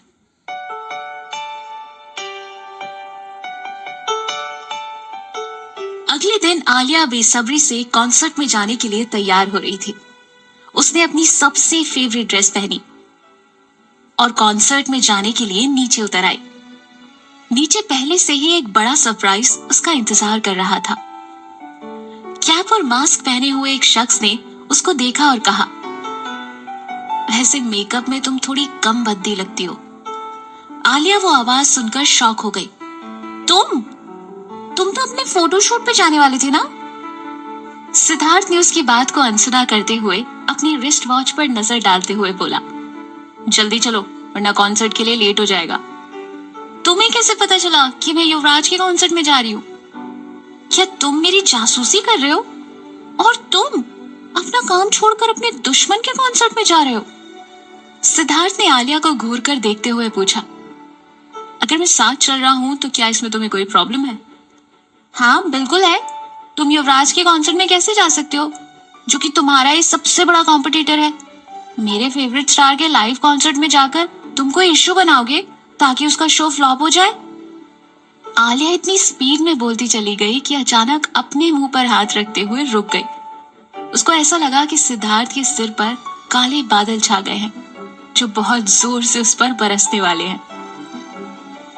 ओह नो, अनजाने में उसके मुंह से ये कैसे निकल गया कि वो स्टारडम नाइट की एंटी फैन है। वो फौरन ही अपनी गलती सुधारते हुए बोली, मेरा मतलब था कि तुम वहाँ क्यों जा रहे हो? वो तो युवराज का शो है ना, वहां कोई तुम्हारा वेलकम थोड़ी ना करेगा। सिद्धार्थ खामोश रहा। आंखों पर सनग्लासेस पहनते हुए वो मुड़ा और बाहर जाते हुए बोला, जल्दी चलो, बाहर ड्राइवर इंतजार कर रहा है। वो उसके साथ नहीं जाना चाहती थी और युवराज के कॉन्सर्ट में तो किसी भी कीमत पर नहीं। कुछ करना होगा जिससे ये मेरे साथ ना जाए। ये सोचते हुए वो जल्दी से बोली, मुझे कुछ और भी साथ में ले जाना था। आलिया ने उसको जाते जाते पीछे से टोका, तो ले आओ। बिना पीछे मुड़े ही लापरवाही से कहता हुआ सिद्धार्थ बाहर निकल गया। रियली? तो रुको फिर, अभी लाती हूँ। अपने आप से ही बोलते हुए आलिया वापस ऊपर गई और थोड़ी देर बाद बाहर आई। उसको देखते ही सिद्धार्थ के चेहरे का रंग उड़ गया। आलिया अपने हाथों में 2 कार्डबोर्ड पकड़े हुए थी जिसमें एक पर स्प्रे पेंट से लिखा था, Yuvraj my love, I love you. और दूसरे पे लिखा था, Yuvraj please marry me. Siddharth ने भड़क कर कहा, आलिया तुम्हारा दिमाग खराब हो गया है क्या? आलिया ने उल्टा उसी से कहा, मैं अपने फेवरेट स्टार के कॉन्सर्ट में जा रही हूँ। तो क्या पता जब ये बोर्ड फ्लैश करो तो उसकी नजर मुझ पर पड़ जाए। अगर तुम्हें इससे परेशानी है तो रहने दो, मैं अकेली चली जाऊंगी। उसने दोनों बोर्ड अपने कंधे पर रखे और टैक्सी के लिए इधर उधर दौड़ने लगी।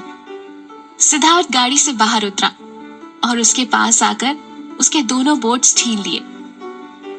आलिया को लगा कि अब वो उन बोर्ड्स को फेंक देगा, लेकिन उसने उनको एक हाथ में ऐसे पकड़ा जैसे वो कोई कॉटन बॉल हो। चलो, सिद्धार्थ ने बिना उसको देखे जाकर कार में बैठ गया। युवराज के कॉन्सर्ट में जाना ही सिद्धार्थ के लिए काफी बड़ी परेशानी थी, और अब ये सब बोर्ड भी उसको ले जाना पड़ रहा था। आलिया उसको बड़ी हैरानी से देख रही थी। उसने सोचा कि इसके बाद तो वो पक्का उसके साथ जाने से इनकार कर देगा, लेकिन ना सिर्फ वो उसके साथ जा रहा था, बल्कि उसके लिए वो दोनों बोर्ड्स भी उठा लिए। आखिर बात क्या है? वो कंफ्यूज हो गई। जल्द ही वो कॉन्सर्ट के गेट पर पहुंच गए। सिद्धार्थ ने पहले ही कैप और मास्क लगा रखा था। गेट पर जाकर उसने पॉकेट से वीआईपी फ्रंट रो के 2 टिकट्स निकाले। वीआईपी टिकट सिर्फ सेलिब्रिटीज या हाई प्रोफाइल लोग ही अफोर्ड कर सकते थे। चारों तरफ महंगी ड्रेस पहने हुए फैशनेबल लोगों के बीच में वो बोर्ड्स उठाए सिद्धार्थ बड़ा ही अजीब दिख रहा था। उसने आलिया पर दोनों बोर्ड्स लगभग फेंकते हुए कहा, अब तुम खुद ही इसे पकड़ो। क्यों, क्या हुआ? शर्म आ रही है? आलिया ने कटाक्ष करते हुए पूछा और बेवकूफों की तरह बोर्ड उठा लिया। जब युवराज स्टेज पर आया तो एक्साइटमेंट में वो जोर जोर से चिल्लाने लगी, युवराज, युवराज, माय लव, युवराज, माय हबी, युवराज। आसपास के सब लोग मुड़कर आलिया को ही देखने लगे। सिद्धार्थ उसको डांटते हुए बोला, तुम्हारा दिमाग सच में खराब है, अपनी आवाज बंद करोगी तुम? आलिया ने फ्रस्ट्रेट होकर उसको देखा। अब उसका मोस्ट फेवरेट स्टार उसकी आंखों के सामने बस कुछ ही दूरी पर है, तो वो तो खुद पर काबू कैसे रख सकती है? इतनी भीड़ में वो ठीक से बोर्ड पकड़कर खड़ी भी नहीं हो पा रही थी। सिद्धार्थ बड़ी देर तक उसको परेशान होते देखता रहा। फिर पता नहीं क्या हुआ, वो खुद ही उसके पास आया और उसके दोनों बोर्ड्स उसके सिर के ऊपर से उठा लिए। आलिया शॉक्ड होकर युवराज की जगह सिद्धार्थ को देखती रह गई। उसको ऐसे देखकर आलिया का मुंह खुला का खुला रह गया, जबकि सिद्धार्थ उसको देख ही नहीं पा रहा था। जैसे ही दोनों की नजरें मिली, आलिया जोर से हंस पड़ी। अगर तुम दोबारा हंसी ना तो इसी वक्त कॉन्ट्रैक्ट खत्म कर दूंगा, सिद्धार्थ दांत पीसते हुए बोला। आलिया ने जल्द से अपने मुंह पर हाथ रख लिया, लेकिन फिर भी वो अपनी हंसी रोक नहीं पा रही थी। आई एम सो सॉरी, मैं तुम्हारा मजाक बिल्कुल नहीं उड़ा रही, लेकिन फिर भी तुम बहुत फनी लग रहे हो। मैं बस एक फोटो खींच लूं?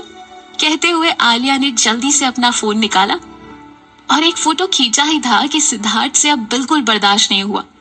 एक हाथ से दोनों बोर्ड्स पकड़े हुए, दूसरे हाथ से उसने आलिया की बाह पकड़कर जबरदस्ती से खींचकर एग्जिट से बाहर ले गया। जबरदस्ती खींचकर एग्जिट से बाहर ले गया। उफ, क्या कर रहे हो? छोड़ो मेरा हाथ, अभी कॉन्सर्ट खत्म नहीं हुआ। मेरा युवराज। ये कहकर आलिया की आंखों से आंसू बहने लगे। सिद्धार्थ ने आलिया को वापस चलने के लिए कहा, लेकिन आलिया ने साफ मना कर दिया। सिद्धार्थ से अब बर्दाश्त नहीं हो रहा था। वो उसका हाथ पकड़कर जबरदस्ती खींचता हुआ बाहर ले आया। सिद्धार्थ, छोड़ो मेरा हाथ, क्या तुम पागल हो गए हो? आलिया गुस्से से बिफर पड़ी। टिकट्स पहले ही चेक कर लिए गए थे, इसलिए अब दोनों में से कोई भी वापस अंदर नहीं जा सकता था। काउंटर पर तो पहले ही हाउसफुल का बोर्ड लगा हुआ था। आलिया को इतना ज्यादा हर्ट हुआ कि वो रोने लगी। अपने मोस्ट फेवरेट सुपरस्टार से इतनी पास होकर भी वो मिल नहीं सकी। सिद्धार्थ उसके युवराज के लिए ऐसी दीवानगी देखकर नाराज हो गया। तुम उसके लिए इतनी पागल क्यों हो? उसको पागलपन की हद तक पसंद करती हो? उसकी फैन तो हजारों लड़कियां होंगी। तुम्हें क्या लगता है तुम उसके लिए कोई भी इंपॉर्टेंस रखती हो? उसको इस बात से कोई फर्क नहीं पड़ता कि तुम जैसी कोई पागल फैन भी है उसकी। ये सब तुम अपने फैन से क्यों नहीं कहते? मुझे उसकी फैन बनना पसंद है और मैं उसको पसंद करती हूँ और किसी को नहीं। ये मेरा पर्सनल मामला है। तुम इसमें इंटरफेयर क्यों कर रहे हो? मैं किसी को हर्ट थोड़ी ना कर रही हूँ। तुम्हें कोई हक नहीं बनता मुझे क्रिटिसाइज करने का। आलिया ने लगभग चीखते हुए कहा। उसने झटक कर सिद्धार्थ का हाथ छुड़ा लिया और गेट तक दौड़ कर गई, लेकिन अंदर नहीं जा सकी। अपनी इस बेबसी पर उसको बहुत रोना आया। इतनी मुश्किल से यह मौका हाथ आया था, लेकिन सिद्धार्थ की वजह से वो भी चला गया। वो आलिया के पास गया और उसके कंधे को पकड़कर अपनी तरफ मोड़ा। क्या कहा तुमने? तुम किसी को भी हर्ट नहीं कर रही हो? हाँ बिल्कुल, आलिया ने उससे भी ज्यादा ऊंची आवाज में कहा। उसको सिद्धार्थ के कॉन्ट्रैक्ट की बिल्कुल भी परवाह नहीं थी। वो उसी तरह गुस्से से रोते हुए बोली, मैं नहीं बल्कि तुम मुझे हर्ट कर रहे हो। चले जाओ यहाँ से। उसके गुस्से से भरे शब्दों को सुनकर सिद्धार्थ उससे भी ज्यादा नाराज हो गया। उसने उसका कंधा पकड़ा और तेजी से दबाता ही चला गया। आउच! क्या कर रहे हो तुम? छोड़ो मुझे, मैं तुम्हारी सूरत भी नहीं देखना चाहती। आलिया दर्द से करा उठी। उसके चेहरे पर नाराजगी देखकर सिद्धार्थ ने उसका हाथ छोड़ दिया और वो भी गुस्से से बोला, और मैं भी नहीं देखना चाहता तुम्हारा चेहरा। बाय। कितनी मतलबी लड़की है। उसने न जाने कितना टाइम सिर्फ ऐसी लड़की ढूंढने में बिता दिया जो उसको समझ सके, उसको रिस्पेक्ट दे सके, लेकिन ये हमेशा उसको अपसेट कर देती है। जब उसको इस बात की कोई परवाह नहीं तो मैं उसकी परवाह क्यों करूं? और आलिया को उसके हाल पर छोड़कर सिद्धार्थ गुस्से में वहां से चला गया। आलिया ने भी जाने से पहले एक आखिरी बार दूर से कॉन्सर्ट को देखा, फिर मायूस होकर घर के लिए निकल पड़ी। रोड तक आकर उसने टैक्सी बुलाना चाहा, लेकिन दूसरे ही पल उसके होश उड़ गए। वो जल्दबाजी में अपना पर्स लाना ही भूल गई थी। उसका मन कर रहा था कि वो जोर जोर से रोए, लेकिन वो कुछ नहीं कर सकती थी। हर बार कुछ ना कुछ गड़बड़ हो ही जाती थी। तभी उसको सिद्धार्थ का ख्याल आया तो उसकी नाराजगी और बढ़ गई। जब से ये मुझसे मिला है तब से मेरे साथ कुछ ना कुछ गलत ही होता है। उसने गुस्से से एक पत्थर पर किक मारी। अनजाने में पत्थर सड़क के किनारे बैठे एक शराबी को लग गया। उसने फौरन पलट कर देखा। कौन है? मुझे पत्थर किसने मारा? कौन मेरे हाथों से मरना चाहता है? उस आदमी ने चिल्लाते हुए बोला। आलिया का चेहरा डर से पीला पड़ गया। उसने देखा कि वो अकेला नहीं है, उसके साथ और भी साथी थे। आलिया को फौरन एहसास हुआ कि वो खतरे में है। वो फौरन माफी मांगते हुए बोली, आई एम सॉरी, वो गलती से लग गया, मैंने जानबूझकर नहीं किया। क्या वो शराबी आलिया की सॉरी मानेंगे या अब कुछ बड़ा तमाशा होने वाला था? जानने के लिए जरूर सुनिए अगला chapter 36 only on pocket FM, आपकी आरजे प्रिया के साथ।